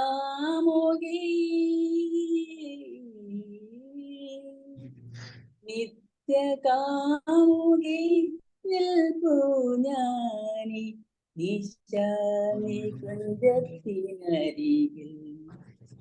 എഴുന്നേൽക്കൂ സഖി എഴുന്നേൽക്കൂ, ഏകാന്ത ജാലകം തുറക്കൂ. Thank you. Thank you, thank U. ആരെങ്കിലും ഉണ്ടോ പാടാൻ? അല്ലെങ്കിൽ നമുക്ക് അടുത്ത ഗാനത്തിലേക്ക് പോകാം. സുമംഗലി. ഒരിക്കൽ പാടുന്നു. ഒരിക്കൽ നമ്മുടെ മലയാറ്റൂർ രാമകൃഷ്ണൻ അദ്ദേഹം ഒരിക്കൽ വയലാറിനോട് ചോദിച്ചു, മൃ എന്നുള്ളൊരു അക്ഷരം വെച്ച് ഒരു പാട്ട് എഴുതാമോ എന്ന് ചോദിച്ചു. വയലാറിനുണ്ടാ ഏത് വാക്കുകൾ വെച്ചാലും അദ്ദേഹത്തിന് എഴുതാൻ അദ്ദേഹത്തിന്റെ ആവനാഴിയിൽ അമ്പുകളുണ്ട്. അനർഘ നിർഘളമായി പദസമ്പത്ത് ഇങ്ങനെ ഒഴുകി വരുന്നത് കണ്ട് നമ്മളൊക്കെ അതിശയിച്ച് നിന്നിട്ടുണ്ട്. അപ്പൊ അദ്ദേഹം മനോഹരമായിട്ടുള്ള ഒരു പാട്ട് എഴുതി, മൃണാളിനി മൃണാളിനി എന്ന് പറഞ്ഞ് മനോഹരമായ ഒരു പാട്ട് എഴുതി. അപ്പൊ ഏതൊരു പാട്ടെടുത്താലും ഏതൊരു വാക്കെടുത്താലും അതിൽ നിന്നൊക്കെ ഇത് തുടങ്ങാനായിട്ട് അദ്ദേഹത്തിന് അപാരമായിട്ടുള്ള ഒരു സിദ്ധി ഉണ്ടായിരുന്നു എന്നുള്ളതാണ് അവിടെ പറയുന്നത്. സുമംഗലി നീ ഓർമ്മിക്കുമോ? ഇത് പാടാത്ത അന്നത്തെ കാലത്ത് പാടാത്ത ചെറുപ്പക്കാരില്ല. സ്നേഹിച്ച കാമുകി മറ്റൊരാളെ വിവാഹം കഴിച്ചു കൊണ്ടുപോകുന്ന ഒരവസ്ഥയിൽ പാടുന്ന ഒരു പാട്ടാണ്. വിവാഹിത എന്ന ചിത്രത്തിൽ നിന്ന് ദേവരാജൻ മാസ്റ്റർ സംഗീതം കാപ്പിരാഗത്തിലാണ് ഇത് ചിട്ടപ്പെടുത്തിയത് ഈ ഒരു പാട്ട്.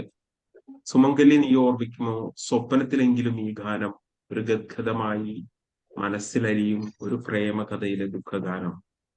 സ്വപ്നത്തിലെങ്കിലും ഈ ഗാനം. പാടിക്കോളൂ.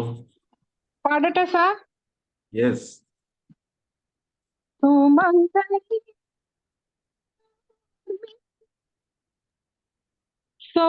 സ്വപ്നത്തിലെങ്കിലും ഈ ഗാനം ഒരു ഗദ്ഗതമാം മനസ്സിലെ ഒരു പ്രേമകഥയിലെ ദുഃഖഗാനം. സുമംഗലി സ്വപ്നത്തിലെങ്കിലും ഈ ഗാനം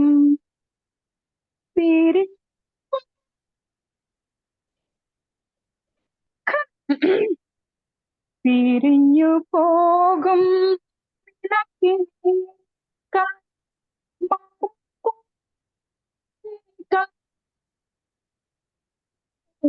പിരിഞ്ഞു പോകും വിളക്കിനെ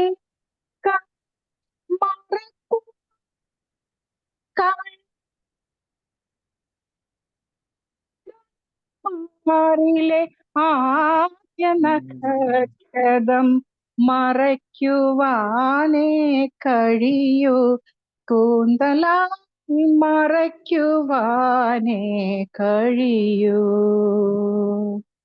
സുമംഗലി നീ ഓർമ്മിക്കുമോ, സ്വപ്നത്തിലെങ്കിലും ഈ ഗാനം ഒരു ഗദ്ഗതമായി മനസ്സിലലിയും ഒരു പ്രേമ കഥയിലെ ദുഃഖഗാനം. സുമംഗലി നീ ഓർമ്മിക്കുമോ, സ്വപ്നത്തിലെങ്കിലും ഈ ഗാനം. That's it. അടുത്ത സ്റ്റാൻസ പാടിക്കോ ആരെങ്കിലും? ബീനാമ ആരാ ഉള്ളേ?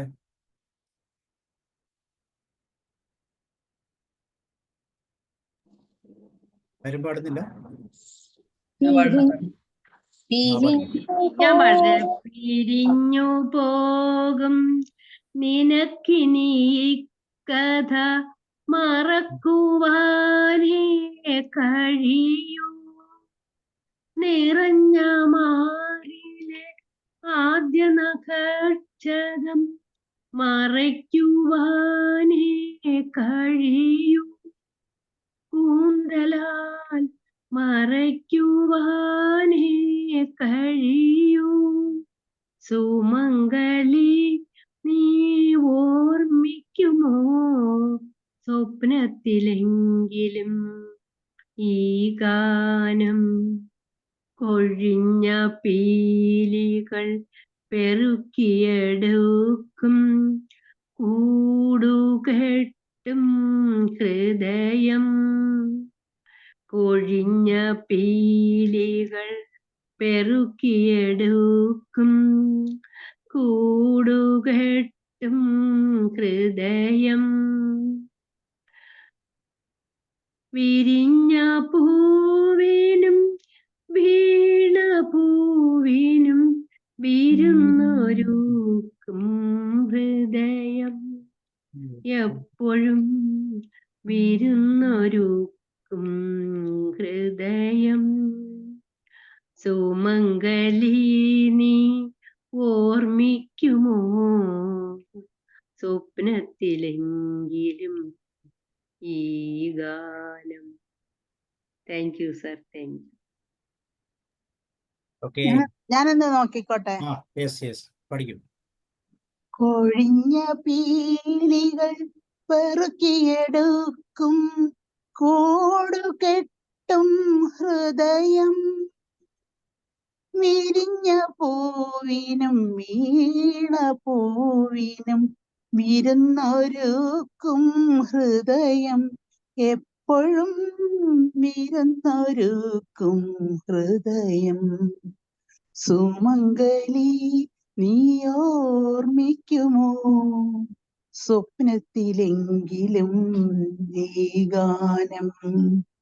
ഒരു ഗദ്ഗതമായി മനസ്സിലലിയും ഒരു പ്രേമ കഥയിലെ ദുഃഖഗാനം. സുമംഗലി നീ ഓർമ്മിക്കുമോ, സ്വപ്നത്തിലെങ്കിലും ഈ ഗാനം. Thank you.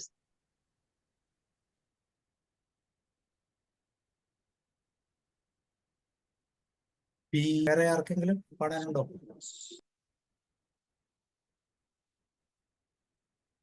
ഓക്കെ, അടുത്ത പാട്ടിലേക്ക് പോകണം.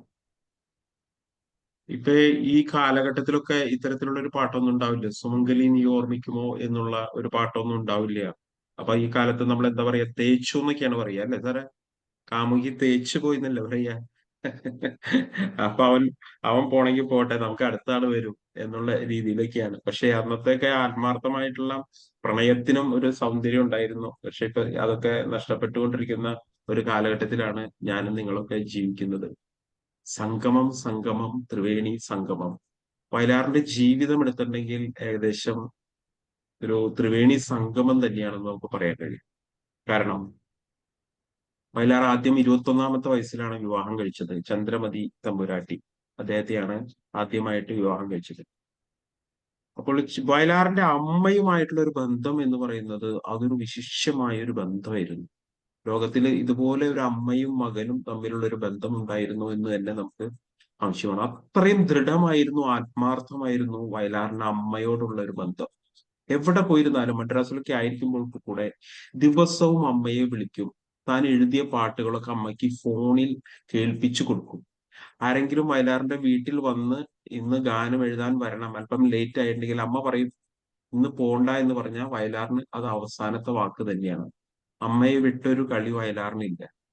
അതുകൊണ്ട് തന്നെയാണ് വയലാർ മനോഹരമായിട്ടുള്ള ഒരു പാട്ട് എഴുതിയത്, അമ്മേ അമ്മേ അവിടുത്തെ മുൻപിൽ ഞാൻ ആര് എന്നുള്ള മനോഹരമായിട്ടുള്ള ഒരു പാട്ട് എഴുതിയത്. സർവസ്വവും അമ്മയായിരുന്നു. അപ്പൊ ആദ്യത്തെ വിവാഹത്തിൽ കുട്ടികൾ ഉണ്ടായിരുന്നില്ല വയലാറിന്. ചന്ദ്രമതി തമ്പുരാട്ടിയുമായിട്ടുള്ള വിവാഹം കഴിഞ്ഞ് ഏകദേശം 6 വർഷം കഴിഞ്ഞിട്ടും അദ്ദേഹത്തിന് കുട്ടികൾ ഉണ്ടായിരുന്നില്ല. അപ്പൊ അമ്മയ്ക്കാണെങ്കിൽ വയലാറിന്റെ പേരക്കുട്ടികളെ കാണുവാനായിട്ടുള്ള ഒരു തിടുക്കവുമായി. അത്തരമൊരു സന്ദർഭത്തിലാണ്, സാർ ഞാൻ ഓഡിയബിൾ അല്ലേ? Yes, thank you. അപ്പൊ അത്തരം ഒരു സന്ദർഭത്തിലാണ് ചന്ദ്രമതി തമ്പുരാട്ടി തന്നെ അതിനൊരു പരിഹാരം കണ്ടെത്തിയത്. എന്താ പറയാ, അദ്ദേഹത്തിന്റെ തന്നെ ചന്ദ്രമതി തമ്പുരാട്ടിയുടെ തന്നെ സിസ്റ്റർ, അനുജത്തി ഉണ്ടായിരുന്നു, ഭാരതി തമ്പുരാട്ടി. ആ ഭാരതി തമ്പുരാട്ടിയാണ് പിന്നീട് വയലാർ 2ാമത് വിവാഹം കഴിച്ചത്.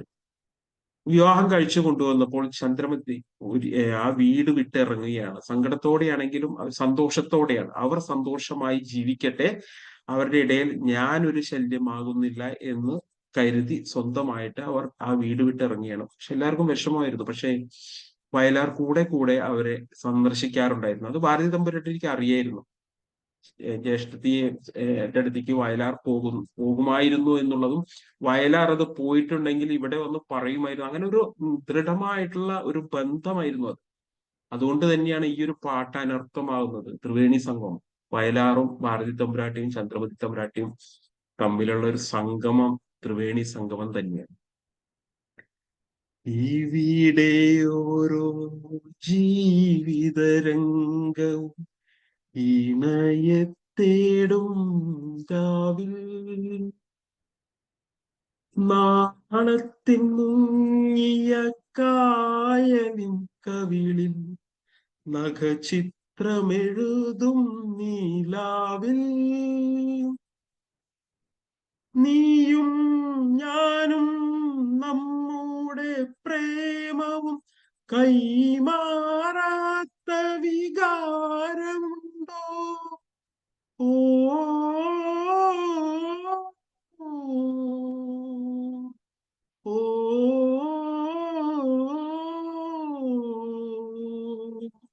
ഓ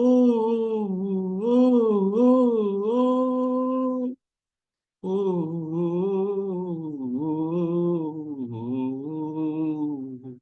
സംഗമം സംഗമം ത്രിവേണി സംഗമം, ശൃംഗാര പദമാടും യാമം, മാതാലസയാമം. പഠിക്കണു ഈ മനോഹരമായിട്ടുള്ള ഗാനം. പാടിക്കോ. ഞാനാ? ശരി. സംഗമം സംഗമം ത്രിവേണി സംഗമം, ശൃംഗാര പദമാടും യാമം, മദാലസയാമം. ഇവിടെയോരോ ജീവതരംഗവും ഇണയത്തേടും രാവിൽ, ഇവിടെയോരോ ജീവതരംഗവും ഇണയത്തേടും രാവിൽ, നാണത്തിൽ മുങ്ങിയ കായലിൻ കവിളിൽ നഖചിത്രമെഴുതും നിലാവിൽ, നീയും ഞാനും നമ്മുടെ പ്രേമവും കൈമാറാത്ത വികാരമുണ്ടോ? ഓ സംഗമം സംഗമം ത്രിവേണി സംഗമം. Thank you. പാടട്ടെ സാറേ? ആ പഠിക്കൂ. ആരാ പാടുന്നത്? ഞാൻ ഓക്കെ, പാടും. ഇവിടെയോരോ മാംസപുഷ്പവും ഇതളിട്ടുണരും രാവിൽ, നഗ്നയാം ഭൂമിയെ തച്ചുടുപ്പിക്കുവാൻ ഉടയാട നെയ്യും നീലാവിൽ, നീയും ഞാനും നമ്മുടെ ദാഹവും കൈമാറാത്ത രഹസ്യമുണ്ടോ? ഓ ഓ ഓ സംഗമം സംഗമം ത്രിവേണി സംഗമം ശൃംഗാരപദമാടും യാമം മദാലസയാമം. സോറി സാർ, ഹൈ പിച്ച് എടുത്തു പോയി. ഓക്കെ, മിനുമാം കൂടെ പാടും. ആ മിനുമാം സൗണ്ട് ഹൈ പിച്ച്, മിനുമാമിന്റെ ഹൈ പിച്ച് വരുമ്പം സൗണ്ട് കൂടെ കിട്ടുന്നില്ല കേട്ടോ. ശരി ശരി. ആ സൗണ്ട് ഒന്ന് ക്ലിയർ ചെയ്യും. സംഗമം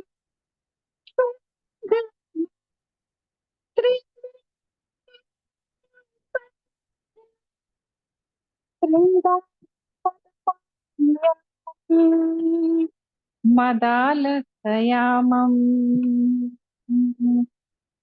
ഇവിടെയോരോ ജീവതരംഗവും ഇണയെ തേടും രാവിൽ,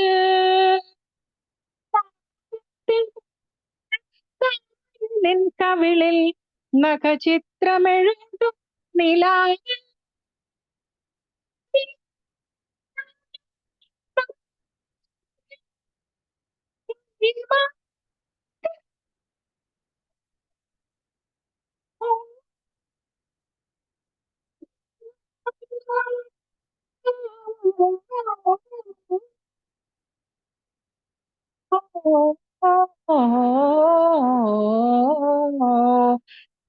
സംഗമം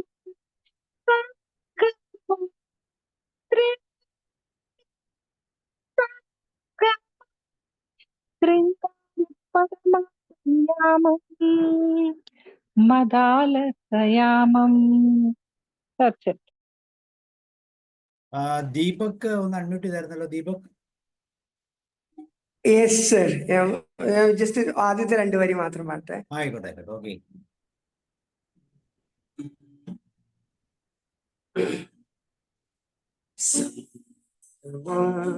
സംഗമം ത്രിവേണി സംഗമം ശൃംഗാരപദമാടും യാമം മദാലസയാമം മദാലസയാമം സംഗമം സംഗമം ത്രിവേണി സംഗമം ശൃംഗാരപദമാടും യാമം മദാലസയാമം.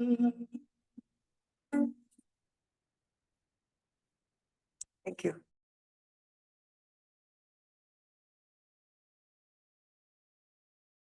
ആർക്കെങ്കിലും കൂടെ ഒന്ന് ട്രൈ ചെയ്യാനുണ്ടോ? സിമ്പിൾ പാട്ടാണ്. ഇവിടെയോരോ ജീവതരംഗവും ഇണയെ തേടും രാവിൽ, ഇവിടെയോരോ ജീവതരംഗവും ഇണയെ തേടും രാവിൽ, നാണത്തിൽ മുങ്ങിയ കായലിൻ കവിളിൽ നഖചിത്രമെഴുതും നിലാവിൽ, നാണത്തിൽ മുങ്ങിയ കായലിൻ കവിളിൽ നഖചിത്രമെഴുതും നിലാവിൽ, നീയും ഞാനും നമ്മുടെ പ്രേമവും കൈമാറാത്ത വികാരമുണ്ടോ? ഓ,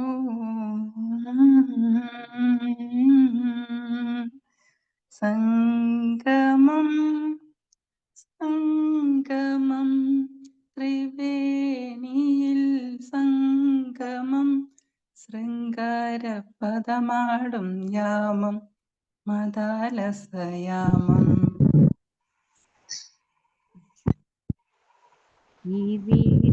ഓരോ മാംസപുഷ്പവും നിഴലിട്ടുണരും രാവിൽ നഗ്നയാം ഭൂമിയെ തച്ചുടുപ്പിക്കുവാൻ ഉടയാട നെയ്യും നീലാവിൽ നീയും ഞാനും നമ്മുടെ ദാഹവും കൈമാറാത്ത ഓ ഓ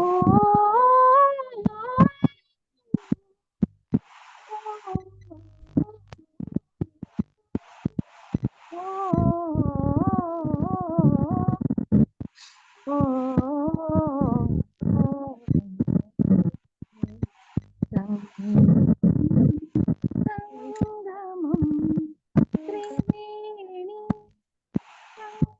സംഗമം ശൃംഗാരപദമാടും യാമം മദാലസ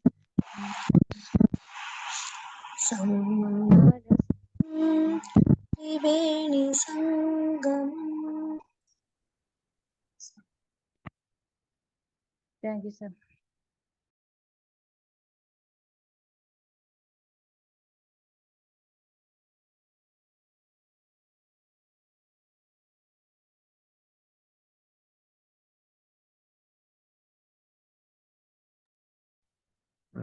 വയലാറിന്റെ ഭാര്യയ്ക്ക് ഏറ്റവും ഇഷ്ടപ്പെട്ട ഒരു ഗാനമാണ് സംഗമം സംഗമം ത്രിവേണി സംഗമം. ഈ അടുത്ത കാലത്ത് ഒരു ഇന്റർവ്യൂവിൽ ചോദിച്ചു ഏത് ഗാനമാണ് വയലാറിന്റെ കൂടുതൽ ഇഷ്ടം എന്ന് ചോദിച്ചപ്പോൾ അവർ ആദ്യം പറഞ്ഞ ഗാനം ഇത് തന്നെയാണ്, സംഗമം സംഗമം. അപ്പൊ അദ്ദേഹത്തിന്റെ ആ കല്യാണത്തിന് മുമ്പായിട്ടുള്ള കാര്യങ്ങളൊക്കെ പറയുമ്പോൾ ഒരു കാര്യം കൂടി ഓർമ്മയിൽ വരുന്നുണ്ട്. അദ്ദേഹം അപ്പൊ അവരിങ്ങനെ സ്കൂളിലേക്ക് പോകുമ്പോൾ 15 വയസ്സുള്ള ഒരു പെൺകുട്ടിയായിരുന്നു. അപ്പൊ സ്കൂളിലേക്ക് ഇങ്ങനെ പോകുമ്പോൾ പുറകിൽ സൈക്കിൾ ചവിട്ടി വയലാർ വരാറുണ്ടായിരുന്നു. അങ്ങനെയാണ് ഈ കുട്ടിയൊക്കെ ആദ്യം കണ്ടതും നോക്കിയതും മാങ്ങ വേണോ എന്നൊക്കെ ചോദിച്ചതും. അങ്ങനെയൊക്കെയായിരുന്നു പെണ്ണ് കാണൽ എന്നാണ് പിന്നീട് പറയപ്പെട്ടിരുന്നത്. ആ കാലത്ത് വയലാർ മനോഹരമായിട്ടുള്ള ഒരു ഗാനം കൂടി നമുക്ക് സമ്മാനിച്ചു. സ്വർഗത്തേക്കാൾ സുന്ദരമാമൊരു സ്വപ്നം വിടരും ഗ്രാമം, പ്രേമവതിയാമെൻ പ്രിയ കാമുകി താമസിക്കും ഗ്രാമം. അല്ലെ, എന്റെ കാമുകി താമസിക്കും ഗ്രാമം എന്നുള്ളത് സ്വർഗത്തേക്കാൾ സുന്ദരമാണ്. പറഞ്ഞതിൽ എത്ര മധുരമായിട്ടുള്ള അർത്ഥമാണ് ഉള്ളത് നോക്കൂ. ആ സമയത്ത് എഴുതിയ പാട്ടാണ് ആ പാട്ട്. അപ്പൊ ഈ ഒരു കാര്യം പറഞ്ഞപ്പോ, ഭാര്യയുടെ കാര്യം പറഞ്ഞപ്പോ അത് ജസ്റ്റ് ഓർമ്മിച്ചു എന്ന് മാത്രമേ ഉള്ളൂ. അതുപോലെ തന്നെ ഭാര്യ അധികം സംസാരിക്കൊന്നുമില്ല. അധികം എന്താ പറയാ, ഒരു ടോക്കറ്റീവ് ആയിട്ടുള്ള ഒരാളൊന്നായിരുന്നില്ല. വയലാർ ധാരാളം സംസാരിക്കും, പക്ഷെ ഭാര്യ വളരെ കുറച്ച് മാത്രമേ സംസാരിക്കുള്ളൂ. അപ്പൊ അതിനെപ്പറ്റിയും വയലാർ ഒരു പാട്ട് എഴുതിയിട്ടുണ്ടായിരുന്നു. മുഖം മനസ്സിന്റെ കണ്ണാടി എന്ന് പറഞ്ഞിട്ടൊരു പാട്ട് എഴുതി. അതുപോലെ തന്നെ ഭാര്യയെ കുറിച്ച് മറ്റൊരു പാട്ട്. ഇതൊക്കെ ഭാര്യയ്ക്ക് വേണ്ടിയിട്ടല്ല കേട്ടാ, ഈ ഒരു സിനിമാ സന്ദർഭം വരുമ്പോ അതില് ഈ ഇതുകളൊക്കെ ഉപയോഗിച്ചു എന്നാണ്. വസുമതി ഋതുമതി. പ്രൊഫസർ അൺമ്യൂട്ടായി പോയി, മ്യൂട്ടായി പോയി. ആ കേട്ടില്ലേ? ഈ പാട്ട് വസുമതി കേട്ടോ. വസുമതി ഋതുമതി ഇനിയുണരൂ ഇവിടെ വരൂ ഈ പുഷ്പഹാരമണിയൂ മധുമതി. അങ്ങനെ ഒരു പാട്ടൊക്കെ പാടിയിട്ടുണ്ട്. ഭാര്യയ്ക്ക് വേണ്ടിയിട്ട് പാടിയ പാട്ടാണെന്നാണ് പിൽക്കാലത്തൊക്കെ ഇതിനെ അറിയപ്പെടുന്നത്. അതും മുഖം മനസ്സിന്റെ കണ്ണാടിയൊക്കെ. അതിനുശേഷം അദ്ദേഹം വീണ്ടും ആലുവ പുഴയെ പറ്റി വീണ്ടും മനോഹരമായിട്ടുള്ള ഈ പുഴ എന്ന് പറയുമ്പോൾ ഈ രണ്ട് അന്നത്തെ കാലത്തെ ഏറ്റവും ഗംഭീരമായി പാട്ട് എഴുതുന്ന പി ഭാസ്കർ മാഷും അതുപോലെ തന്നെ വയലാറുമായിരുന്നു. അപ്പൊ വയലാറിനെ പറ്റി എപ്പോഴും പറയാന്ന് വെച്ചിട്ടുണ്ടെങ്കിൽ എന്താ പറയാ, പെരിയാറിന്റെ മാദകത്വം എന്ന് പറയും. വയലാറിന്റെ കവിതകളെയും പാട്ടുകളെയൊക്കെ പെരിയാറിന്റെ മാദകത്വം, അതേസമയം പി ഭാസ്കരനെ വെച്ചിട്ടുണ്ടെങ്കിൽ നിളയുടെ ശാലീനത, അതുപോലത്തെ പാട്ടുകളാണ് ആരെഴുതുക, പി ഭാസ്കര മാഷ് എഴുതുക. അപ്പൊ പെരിയാറിന്റെ മാദകത്വമാണ് വയലാറിന്റെ ഗാനങ്ങളിൽ നിഴച്ചു നിൽക്കുന്നത് എന്ന് പറയാറുണ്ട്. അപ്പൊ ഈ പാട്ട് എഴുതിയത് ആലുവ ഗസ്റ്റ് ഹൗസിൽ ഇരുന്നു കൊണ്ടാണ് വയലാർ ഈ പാട്ട് എഴുതിയത്. ആലുവ ഗസ്റ്റ് ഹൗസിന്റെ ജനൽവാതിൽ തുറന്നു വെച്ചാൽ അദ്ദേഹത്തിന് ആലുവ പുഴ കാണാം. അപ്പൊ 1000 പാദസരങ്ങൾ കിലുങ്ങിയാണ് എന്ത് വരുന്നത്, ഈ പുഴ ഒഴുകിക്കൊണ്ടിരിക്കുന്നത്. പിന്നീട് വയലാറിന്റെ മരണശേഷം സാഹിത്യ സംഘം അവരൊരു എന്താ പറയാ, ഒരു അനുസ്മരണം നടത്തിയപ്പോൾ വയലാറിന്റെ 1000 പാദസരങ്ങൾ എന്നായിരുന്നു അതിന് പേരിട്ടിരുന്നത്. അപ്പൊ 1000 പാദസരങ്ങൾ കിലുങ്ങി ആലുവ പുഴ പിന്നെയും ഒഴുകിയത് ആർക്ക് വേണ്ടിയിട്ടാ? ഒന്നുകിൽ കഥാനായകന് വേണ്ടിയിട്ടാവും, അല്ലെങ്കിൽ വയലാറിന് വേണ്ടിയിട്ടാവും പിന്നെയും ഒഴുകിയത് കാണുവാനായിട്ട്. ആരും കാണാതെ ഓളവും തീരവും ആലിംഗനങ്ങളിൽ മുഴുകി. അത് ആരും കണ്ടില്ല, പക്ഷെ ആര് കണ്ടു? കവി കണ്ടു, വയലാർ കണ്ടു. അതുകൊണ്ടല്ലേ ഇത്രയും മനോഹരമായിട്ടുള്ള ഒരു ഗാനം അവിടെ എഴുതിയത്. പാടിക്കുള്ളൂ സാർ. ഷാബു സാർ, ഇതേ നമുക്ക് ഡെഡിക്കേഷൻ ആ കൊടുക്കാം. നമ്മുടെ ആ ശുദ്ധോദരൻ ഡോക്ടറുണ്ട്, ഗോപകുമാർ സാറുണ്ട്, മനോജ് ആ കുമാർ സാറുണ്ട്, റോയ് ആ സാറുണ്ട്. ആ ഇവർക്ക് ആ എല്ലാവരും ആ ഡെഡിക്കേഷൻ ആയിക്കോട്ടെ. എല്ലാവരും ഒന്ന് അൺമ്യൂട്ട് തീർച്ചയായിക്കോട്ടെ. ശുദ്ധോദരൻ ഡോക്ടർ ഒരു 2 വരി 4 വരി. അതെ സർ, അതെ അതെ. ഞാൻ യാത്രയിലാണ്, കൂടെ ഒരു ക്രൗഡും ഉണ്ട്, അപ്പൊ സാരമില്ല, മോശമാണ്. അത് ഓക്കെ കിട്ടട്ടെ. Okay okay okay. Okay, then Manoj sir Manoj sir രണ്ടുപേരും പാടും. മനോജ് സാറിന്റെ മനോജ് പാട്ടൊന്നും സാർ വരും, കേട്ടിട്ടില്ല. ഗോകുമാർ സാർ രണ്ട് വരും. ഞാൻ ആദ്യത്തെ പല്ലവി പാടാം സാർ. Okay, okay. ഞാൻ വേറൊരു ചെറിയ പാട്ട് കേട്ടോണ്ട് ഒരു ചെറിയ ജോലി ഏതായാലും വളരെ ഭംഗിയായിട്ട് തീർന്നു. ഇന്നത്തെ ഒരു ദിവസം അങ്ങനെയായിരുന്നു. എനിവേ, 1000 പാദസരങ്ങൾ കിലുങ്ങി ആലുവ പുഴ പിന്നെയുമൊഴുകി, ആരും കാണാതെ ഓളവും തീരവും ആലിംഗനങ്ങളിൽ മുഴുകി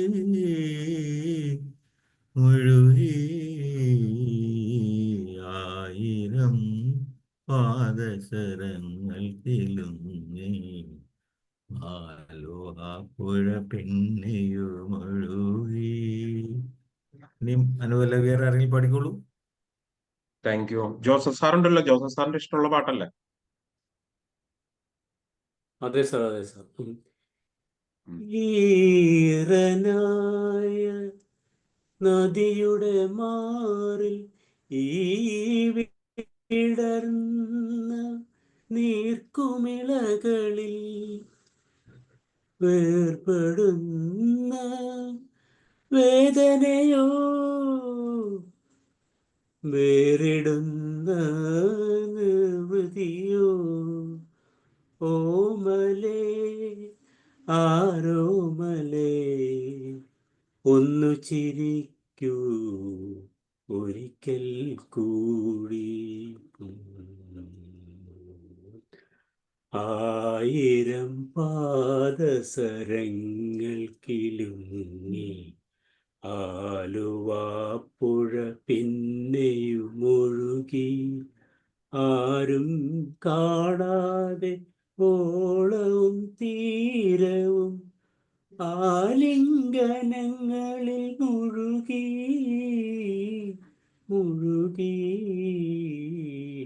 1000 പാദസരങ്ങൾ കിലുങ്ങി. Thank you. അടുത്തത് ആരെങ്കിലും പാടട്ടെ താങ്ക് യു. പാടട്ടെ സാർ. പാടണം സാറേ. പഠിക്കും.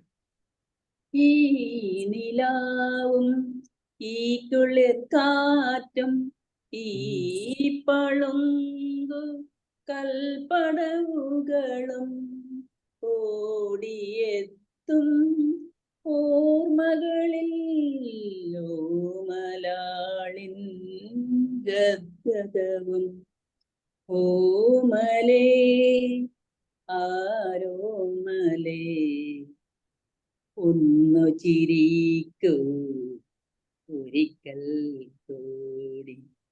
ആയിരം പാദസരങ്ങൾക്കിലും ആലുവാപ്പുഴ പിന്നെയും ഒഴുകി. ആരും കാണാതെ ഓളവും തീരവും ആലിംഗനങ്ങളിൽ മുഴുകി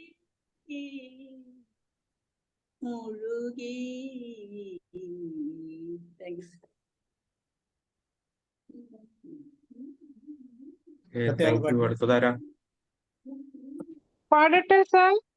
ഓക്കെ, അടികോ. നദിയുടെ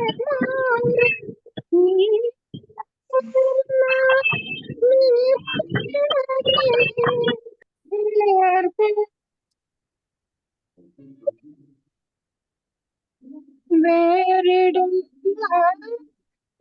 കൃതിയോ ഓർമ്മലേ ഒന്നിച്ചു ഒരിക്കൽ കൂടി.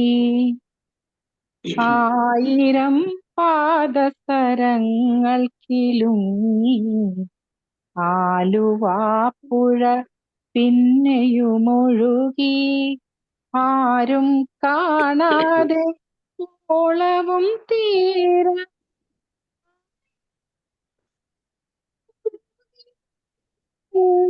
മുഴുകി.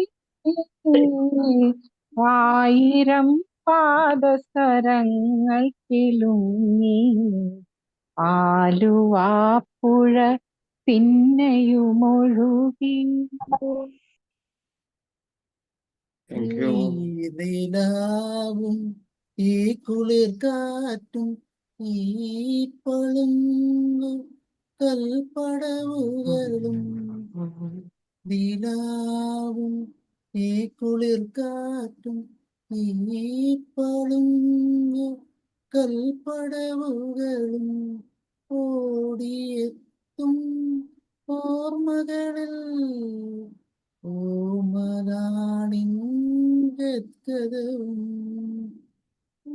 മലേ മാറോമലേ ഒന്നു ചിരിക്കൂ ഒരിക്കൽ കൂടി. ആയിരം പാദസരങ്ങൾക്കിലുങ്ങി ആലുവാപ്പുഴ പിന്നെയുമൊഴുകി. ആരും കാണാതെ കുളവും തീരവും ആലിംഗനങ്ങളിൽ മുഴുകി മുഴുകി.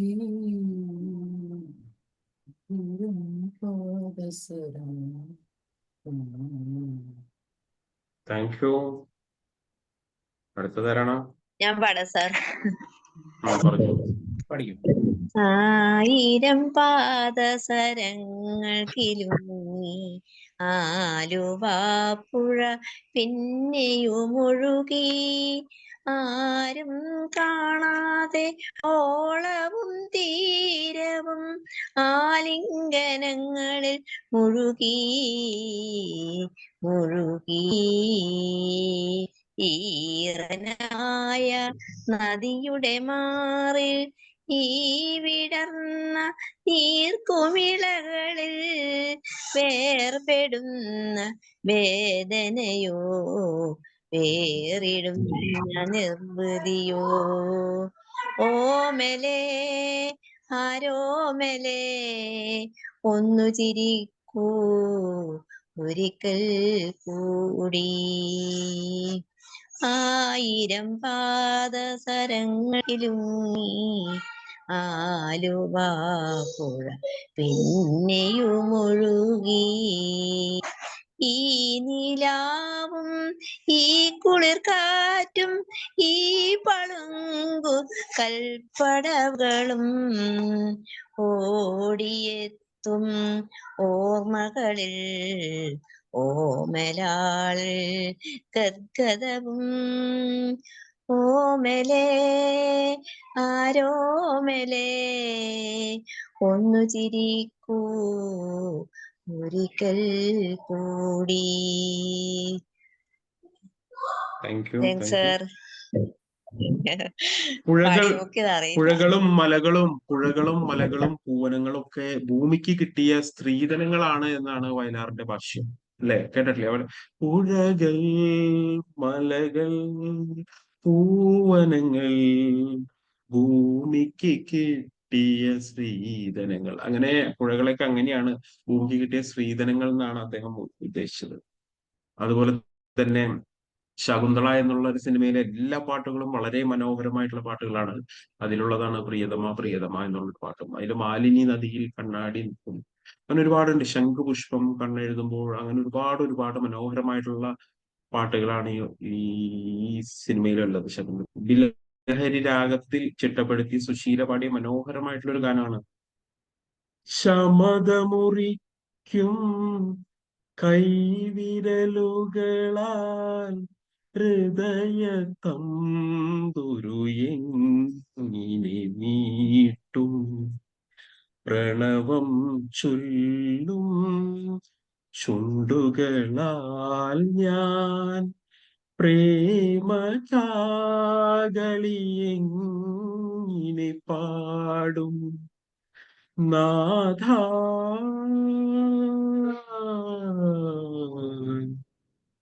നാഥ നീ എവിടെ പ്രിയതമാ പ്രിയതമാ പ്രണയലേഖനം എങ്ങിനെ എഴുതണം, മുനികുമാരികയല്ലേ ഞാനൊരു മുനികുമാരികയല്ലേ.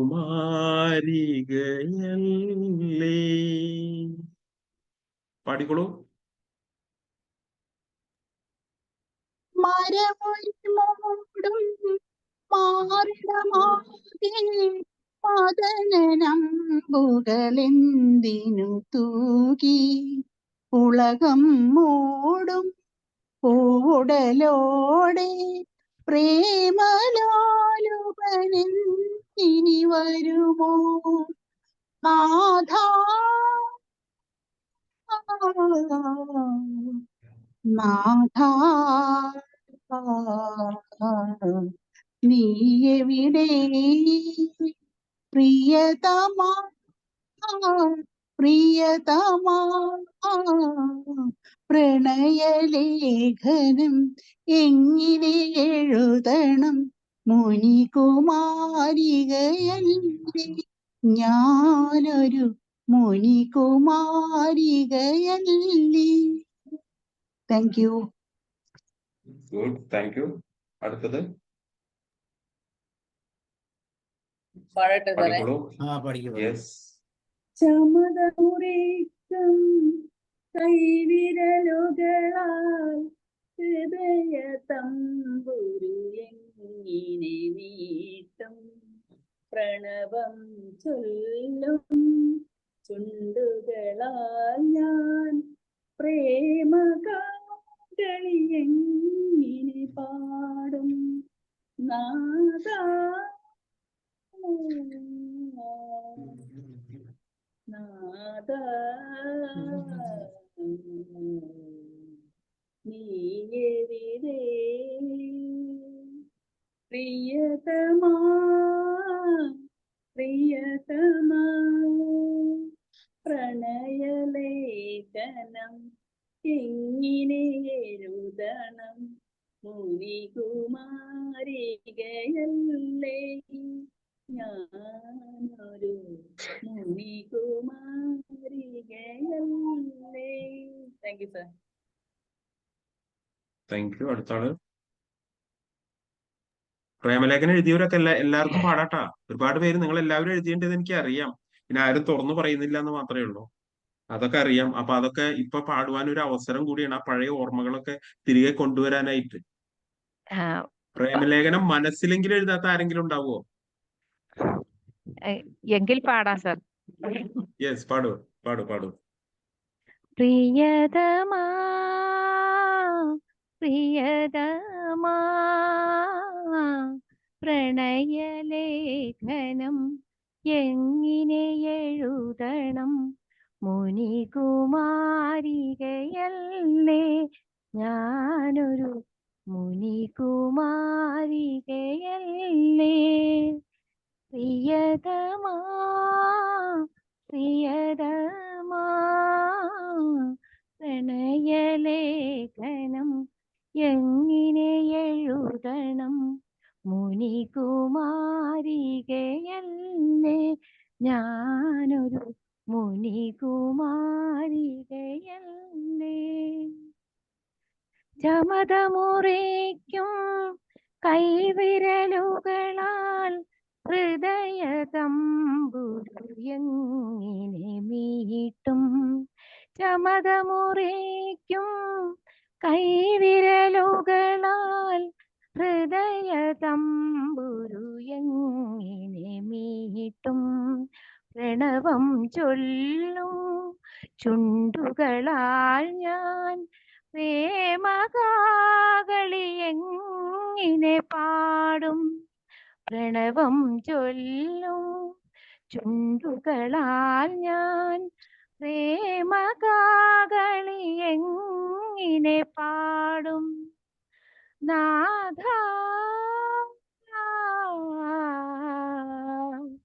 നാഥ നീ എവിടെ. പ്രിയതമാ പ്രിയതമാ പ്രണയലേഖനം എങ്ങനെ എഴുതണം, മുനികുമാരികയല്ലേ ഞാനൊരു മുനികുമാരികയല്ലേ. Thank you sir. Thank U.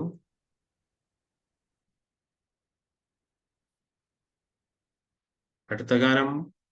Yes, Vayalar പല ഗാനങ്ങളും പല സന്ദർഭങ്ങളിലും എഴുതി. ജോസഫ് സാർ പോയോ? ഇല്ല അല്ലെ, ഇവിടെ ഉണ്ടോ? ജോസഫ് സാർ ഉണ്ടോ അവിടെ? ഉണ്ട് സാർ. ഉണ്ട് ഉണ്ട് ഉണ്ട്. കാലത്തിനോട് വയലാർ ഒരു ചോദ്യം ചോദിച്ചു. ചിലപ്പോ കാലത്തിനോടായിരിക്കും വയലാർ ഇങ്ങനെ ചോദ്യങ്ങൾ ചോദിക്കുക. വയലാറിന് ഇങ്ങനെ ചോദ്യം ചോദിക്കാനൊക്കെ വലിയ ഇഷ്ടം. പ്രളയപയോധിയിൽ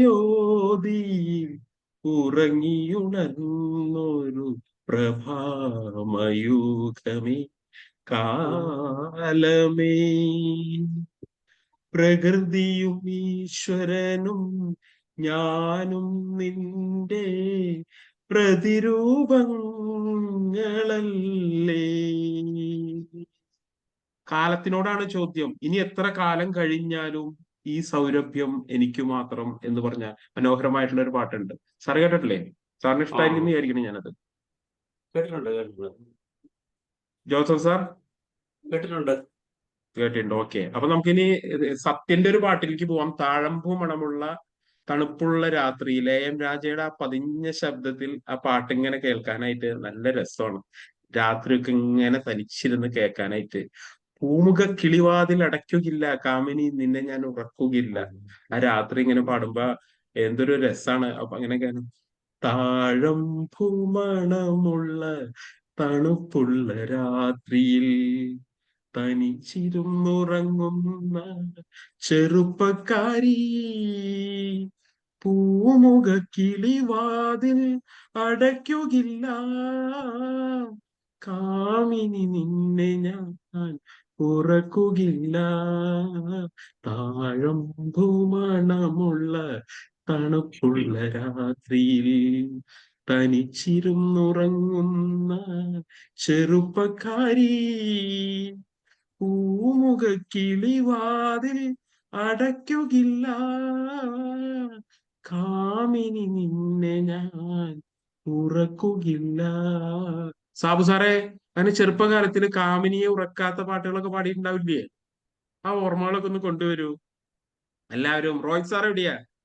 റോയ് സാറേ, ആ മട്ടുപ്പാവിൽ നിന്ന് അടുത്ത വീട്ടിലേക്ക് ഇങ്ങനെ നോക്കി നിന്നിട്ട് ഈ പാട്ടൊക്കെ പാടിയത് ഓർമ്മയുണ്ടോ?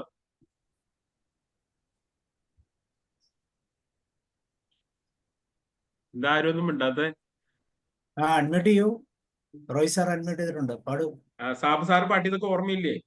സാറേ ഈ പാട്ട് അന്ന് പാടണമെന്നൊക്കെ ഉണ്ടായിരുന്നു. ഇനി വല്ല റെക്കോർഡ് ഒക്കെ വെച്ച് കേൾപ്പിക്കില്ലാണ്ട് മാർഗമില്ല. ഈ പാട്ടല്ലെന്നേ ഉള്ളൂ അല്ലേ?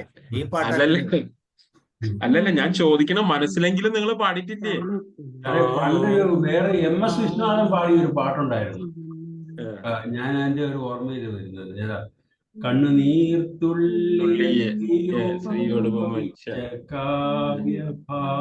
അതൊക്കെ തത്വചിന്തയാണ്. അതൊക്കെ തത്വചിന്ത പാട്ടാ. ആദ്യത്തെ 4 വരി ഞാൻ പാടി നോക്കാം. റോയ് സാർ ഒന്ന് പാടിക്കോട്ടെ, റോയ് സാർ ഒന്ന് പാടിക്കോട്ടെ. എന്നിട്ട് പാടിക്കോ, റോയ് സാർ പാടിക്കോ. ഈ പാട്ടാണോ സാറേ? കണ്ണുനീർ, അതാണോ?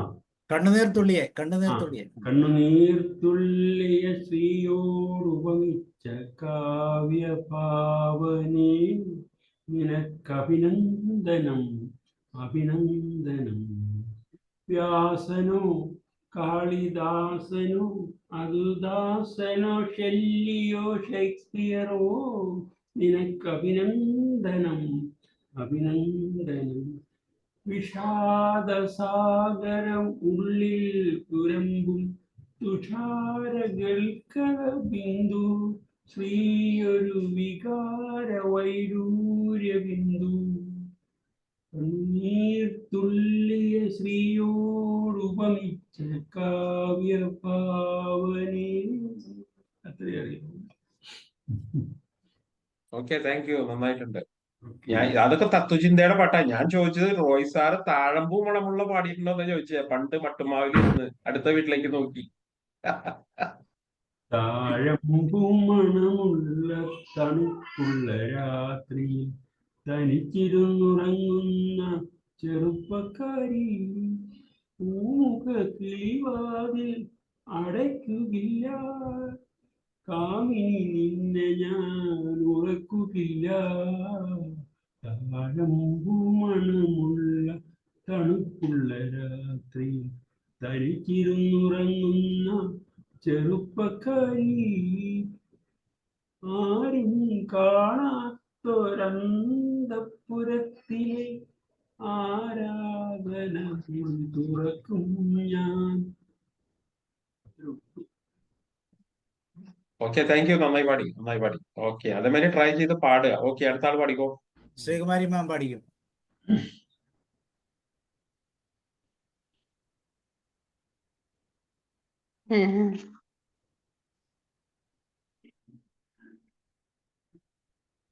താഴമ്പൂ മണമുള്ള, അത് അടുത്ത പാട്ട് പോയി. മാറ്റാം. ഓക്കെ. താഴമ്പൂ മണമുള്ള തണുപ്പുള്ള രാത്രിയിൽ തനിച്ചിരുന്നുറങ്ങുന്ന ചെറുപ്പക്കാരി, പൂമുഖ കിളിവാതിൽ അടയ്ക്കുകില്ല, കാമിനി നിന്നെ ഞാൻ ഉറക്കുകില്ല.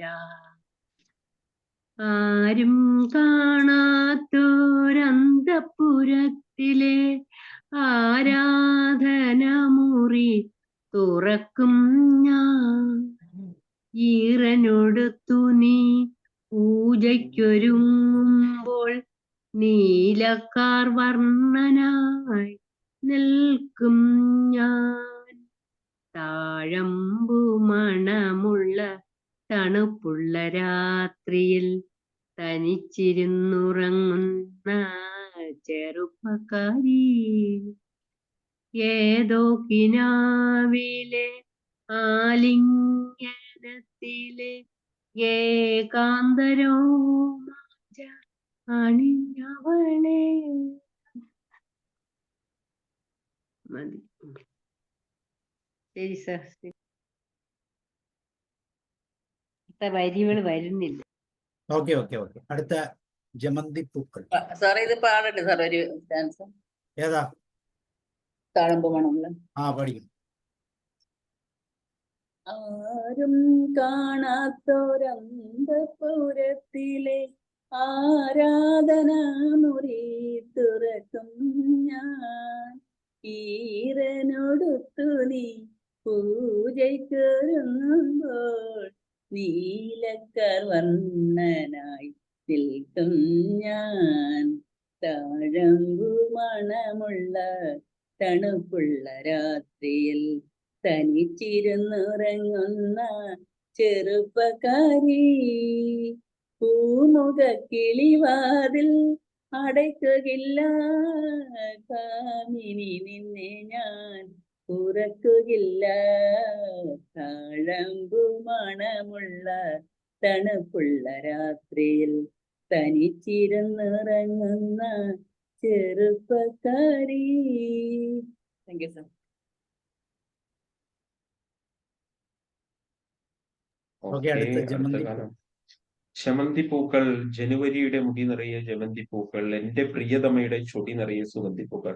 ഞാൻ എന്റെ പ്രിയതമയ്ക്ക് പാടിക്കൊടുക്കുന്ന ഒരു പാട്ടാണ്. കല്യാണം കഴിഞ്ഞ ആ സമയത്തൊക്കെ അവർക്ക് ഞാൻ ചില പാട്ടുകളൊക്കെ പാടി കൊടുക്കാറുണ്ട്. ഞാൻ സ്വല്പമൊക്കെ അങ്ങനെ മൂളിപ്പാട്ട് പാടുമ്പോൾ എന്നോട് പാടാൻ പറയുമ്പോൾ ഞാൻ പാടിക്കൊടുക്കുന്ന, സ്വകാര്യമായിട്ട് പാടിക്കൊടുക്കുന്ന ഒരു പാട്ട്. അത് റിലേറ്റ് ചെയ്തുകൊണ്ട് ഞാൻ പറയണം ജമന്തി പൂക്കൾ. അപ്പൊ നിങ്ങളും പറയണം, നിങ്ങൾ നിങ്ങളുടെ പ്രിയതമയ്ക്കോ അല്ലെങ്കിൽ പ്രിയതമനോ ഏതൊക്കെ പാട്ടുകളാണ് പാടിക്കൊടുത്തത്, ചെവിയിൽ മൂളിക്കൊടുത്തത്. കേട്ടോ, ചെവിയിൽ മൂളിക്കൊടുത്തത്. ഭാസ്കരൻ മാഷ് പറയണ വരി, ഒരു പുഷ്പം മാത്രമൻ എന്നുള്ളൊരു പാട്ട് കേട്ടില്ല, അതില് എന്താ പറയാ, ശമന്തി പൂക്കൾ ജനുവരിയുടെ മുടി നിറയെ ജമന്തി പൂക്കൾ, എന്റെ പ്രിയതമയുടെ ചൊടി നിറയെ സുഗന്ധി പൂക്കൾ, സുഗന്ധി പൂക്കൾ, ജമന്തി പൂക്കൾ. മലമ്പുഴയുടെ മലമ്പുഴയിൽ വെച്ചാണ് ഈ പാട്ട് ഷൂട്ട് ചെയ്തിരിക്കുന്നത്. അപ്പൊ അതുകൊണ്ടാണ് മലമ്പുഴയിലെ എന്നൊക്കെ പറഞ്ഞു ചരണത്തിലും ചരണത്തിലും വരുന്നത്. മുത്ത് കിട്ടിയ നക്ഷതങ്ങൾ ഈ മലമ്പുഴയുടെ മാറിടങ്ങൾ എന്നൊക്കെ പറഞ്ഞിട്ട്. അപ്പൊ അതുകൊണ്ട് ഒരു പ്രത്യേക ഇഷ്ടം എനിക്ക് ഈ പാട്ടിനുണ്ട്. അത് ഓർമ്മിച്ചതിനും ഒരുപാട് താങ്ക് യു. പാടിക്കൊള്ളൂ. സാബു സാർ ഏത് പാട്ടാ പ്രിയതമയ്ക്ക് പാടിക്കൊടുത്തത് ഒന്ന് പറയൂ. ഞാൻ തുടങ്ങിയിട്ടുള്ളൂ. ഇപ്പോഴല്ലേ മനസ്സിലാകുന്നത് ഇതൊക്കെ പാടുന്നതാണ്. പറയൂട്ടോ, ഇതൊക്കെ പറയും. അല്ലാണ്ട് വെറുതെ പാട്ട് മാത്രമല്ല, നമ്മുടെ ലൈഫായിട്ട് റിലേറ്റ് ചെയ്യും. ഒരുപാട് പാട്ടുകൾക്ക് നമ്മുടെ ജീവിതമായിട്ട് റിലേറ്റ് ചെയ്യാൻ പറ്റും അല്ലേ? അപ്പൊ അതൊക്കെ ഒന്ന് പറയാ. ജോസഫ് സാറൊക്കെ പോയാ? ഓക്കെ, ആരെങ്കിലും പാടുന്നുണ്ടോ? പാടിക്കോ. സമയമായി, 9 മണിയൊക്കെ ആവും. അതെ. അപ്പൊ ഇല്ലെങ്കിൽ അടുത്ത പാട്ടിലേക്ക് വിട്ടോ. ഒന്നാം മാനം പൂമാനം, പിന്നത്തെ മാനം പൊന്മാനം, പൂമാനത്തിനും പൊന്മാനത്തിനും നീതേ, ഭൂമി പെണ്ണിന്റെ മണിച്ചെറുക്കന്റെ തോണി. പാടിക്കോളൂ. ഒന്നാം മാനം പൂമാനം, പിന്നത്തെ മാനം പൊന്മാനം, പൂമാനത്തിനും പൊന്മാനത്തിനും ഭൂമിപ്പെണ്ണിന്റെ വേലിച്ചെറുക്കന്റെ താങ്ക് യു സർ. ഓക്കെ, അടുത്ത ആളുണ്ടെങ്കിൽ പാടിക്കോളൂ. പെട്ടെന്ന് കഴിക്കാം നമുക്ക്. സ്വർണ്ണക്കൊടി മരം നട്ടു പിടിപ്പിച്ച പൊന്നമ്പലത്തിന്റെ മുറ്റത്തു വെച്ചോ, പമ്പയാറ്റിൻകരെ പട്ടു വിധാനിച്ച പന്തലിനുള്ളിലെ പന്തലിൽ വെച്ചോ, 4 കുളി കഴിഞ്ഞെത്തുന്ന പെണ്ണിന് നേരം വെളുക്കുമ്പം വേളി, നാളെ മാനം വെളുക്കുമ്പം വേളി. ഓ ഒന്നാം മാനം പൂമാനം, പിന്നത്തെ മാനം പൊന്മാനം, പൂമാനത്തിനും പൊന്മാനത്തിനും മീതേ, ഭൂമി പെണ്ണിന്റെ വേളിച്ചെറുക്കന്റെ തോണി. Thank you sir. Okay, thank you. ഞാൻ 4 വരി പാടട്ടെ സാറേ? 4 വരി പാടിക്കോളൂ. സ്വർണ്ണക്കോടി മരം നട്ടു പിടിപ്പിച്ച പൊന്നമ്പലത്തിന്റെ മുറ്റത്തു വെച്ചോ, പമ്പയാറ്റിൻകരെ പട്ടു വിധാനിച്ച പന്തലിനുള്ളിലെ പന്തലിൽ വെച്ചോ, 4 കുളി കഴിഞ്ഞെത്തുന്ന പെണ്ണിനു നേരം വെളുക്കുമ്പം വേളി, നാളെ മാനം വെളുക്കുമ്പം വേളി. ഓ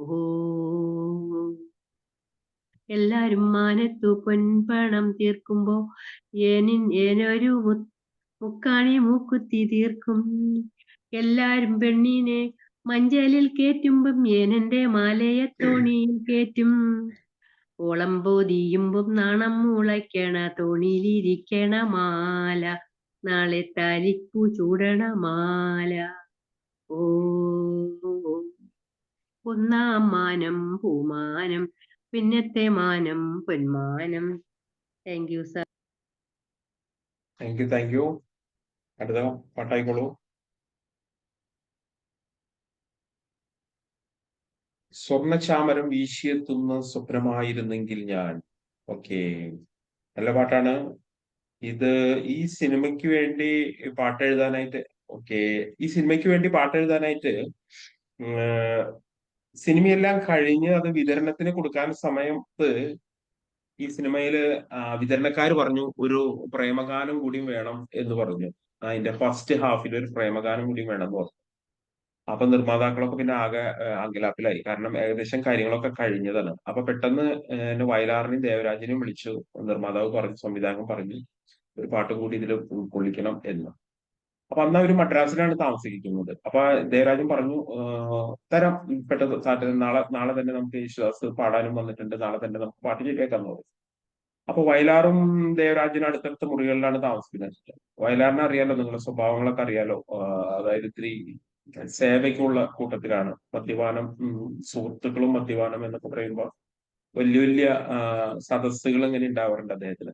അപ്പൊ ദേവരാജൻ ഇങ്ങനെ വന്ന് അക്ഷമനായിട്ട് നിൽക്കുകയാണ്. നോക്കുമ്പോ വയലാറിന്റെ മുറിയിൽ നിന്ന് പാട്ടും അതുപോലെ തന്നെ സുഹൃത്തുക്കളുടെ മദ്യ സദസ്സൊക്കെ ആയിരുന്നു. അപ്പൊ അദ്ദേഹത്തിന് ആകെ വിഷമം, എന്താ ചെയ്യാ, നാളെ പാട്ട് കൊടുക്കാന്നും പറഞ്ഞിട്ട് അദ്ദേഹം തിരിച്ചു റൂമിലേക്ക് വന്നു.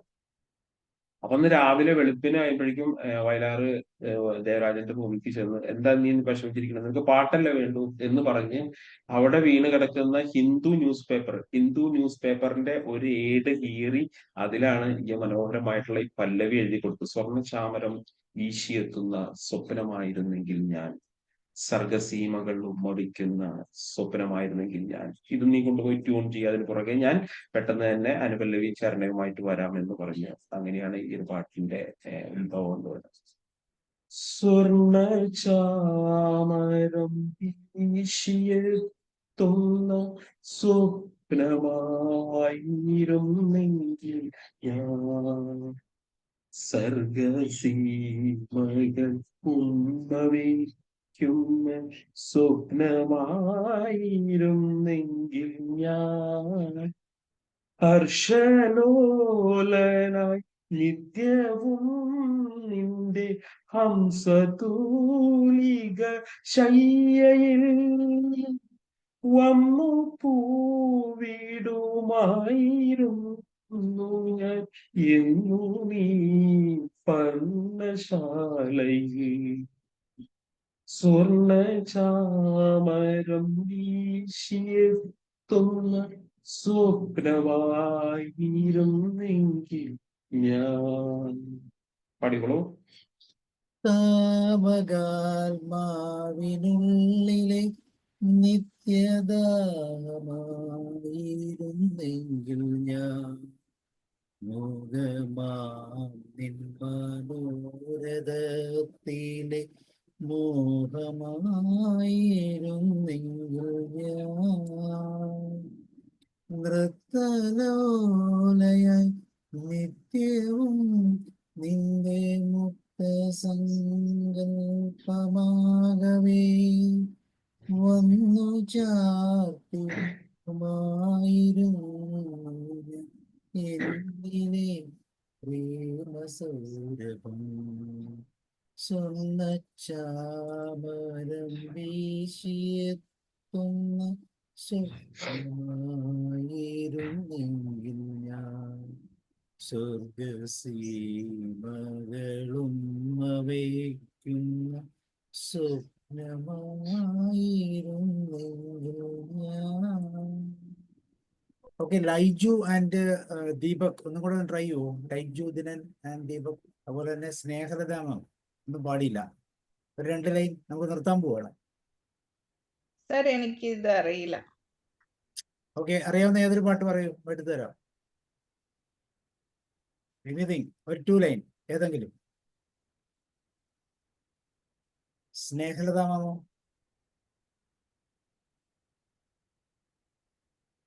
ഓക്കെ ഓക്കെ ഷാബി സാർ, അങ്ങനെ നമുക്ക് വൈൻഡപ്പ് ചെയ്യാം. ഓക്കെ ഓക്കെ ഒരു കൺക്ലൂഷൻ പറഞ്ഞ് നിർത്തും. പറഞ്ഞോളൂ സാറ്, കൺക്ലൂഡ് ചെയ്തോളൂ. എനിക്ക് തോന്നുന്നു അടുത്ത ഒരാഴ്ചയും കൂടെ നമുക്ക് വയലാർ പാട്ടുകൾ ഒരിക്കൽ കൂടി. ദീപക് പറയും. അല്ല, ഞാൻ വേറെ വയലാർ എനിക്ക് ആദ്യം വെച്ച പാട്ടില്ലേ, അത് ഒന്ന് പാടണം. ഏറ്റവും ആദ്യത്തെ പാരിജാതം. അല്ല, അതിന് ശേഷമുള്ള. ഞാൻ എടുത്തുതരാം. സുമംഗലി നീ ഓർമ്മിക്കുമോ?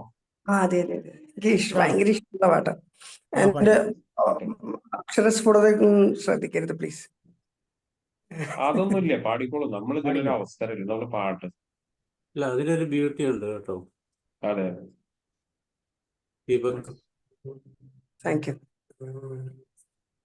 സുമംഗലി നീ ഓർമ്മിക്കുമോ സ്വപ്നത്തിലെ ഈ ഗാനം ഒരു ഗതമായി മനസ്സിലലിയും ഒരു പ്രേമ കഥയിലെ ദുഃഖഗാനം. സുമംഗലി നീ ഓർമ്മിക്കുമോ സ്വപ്നത്തിലെ ഈ ഗാനം.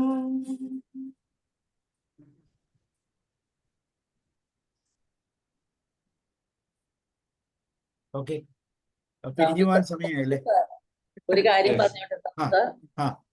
അതായത് ഞാൻ എറണാകുളം വനിതാ സാഹിത്യത്തിന്റെ സംസ്ഥാന സമ്മേളനത്തിന് വന്നിരിക്കുകയാണ്. 5 മണിക്ക് സമ്മേളനം കഴിഞ്ഞു.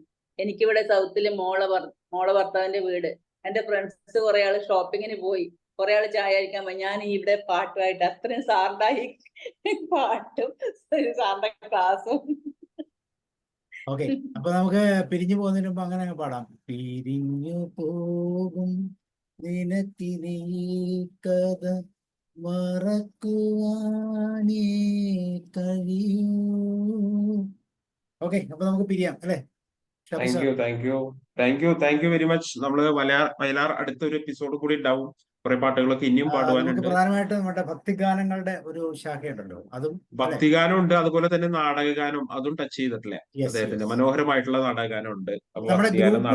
നമ്മുടെ ഗ്രൂപ്പില് നമ്മൾ ഈ പാട്ടുകളെല്ലാം ഇടുന്നുണ്ട്. ഈ നമ്മളിപ്പോ ഇവിടെ PPT-യിൽ കാണുന്ന പാട്ടുകളെല്ലാം ഇടുന്നുണ്ട്. ഒന്ന് ശ്രദ്ധിക്കുക. നമ്മൾ ആദ്യം തന്നെ ഇട്ടേക്കാം. ഒന്ന് ശ്രദ്ധിക്കുക, പാട്ടുകളൊക്കെ ഒന്ന് നോക്കിക്കൊണ്ട് വരിക. ലൈജു, യെസ് സാർ, അത് ശനിയാഴ്ച സാറ്റർഡേ അല്ലേ ഇടുന്നത്? അത് 2 ദിവസം മുന്നേ ഇടുകയാണെങ്കിൽ കുറച്ചും കൂടി. തീർച്ചയായിട്ടും. തിരക്കിലായിരുന്നു.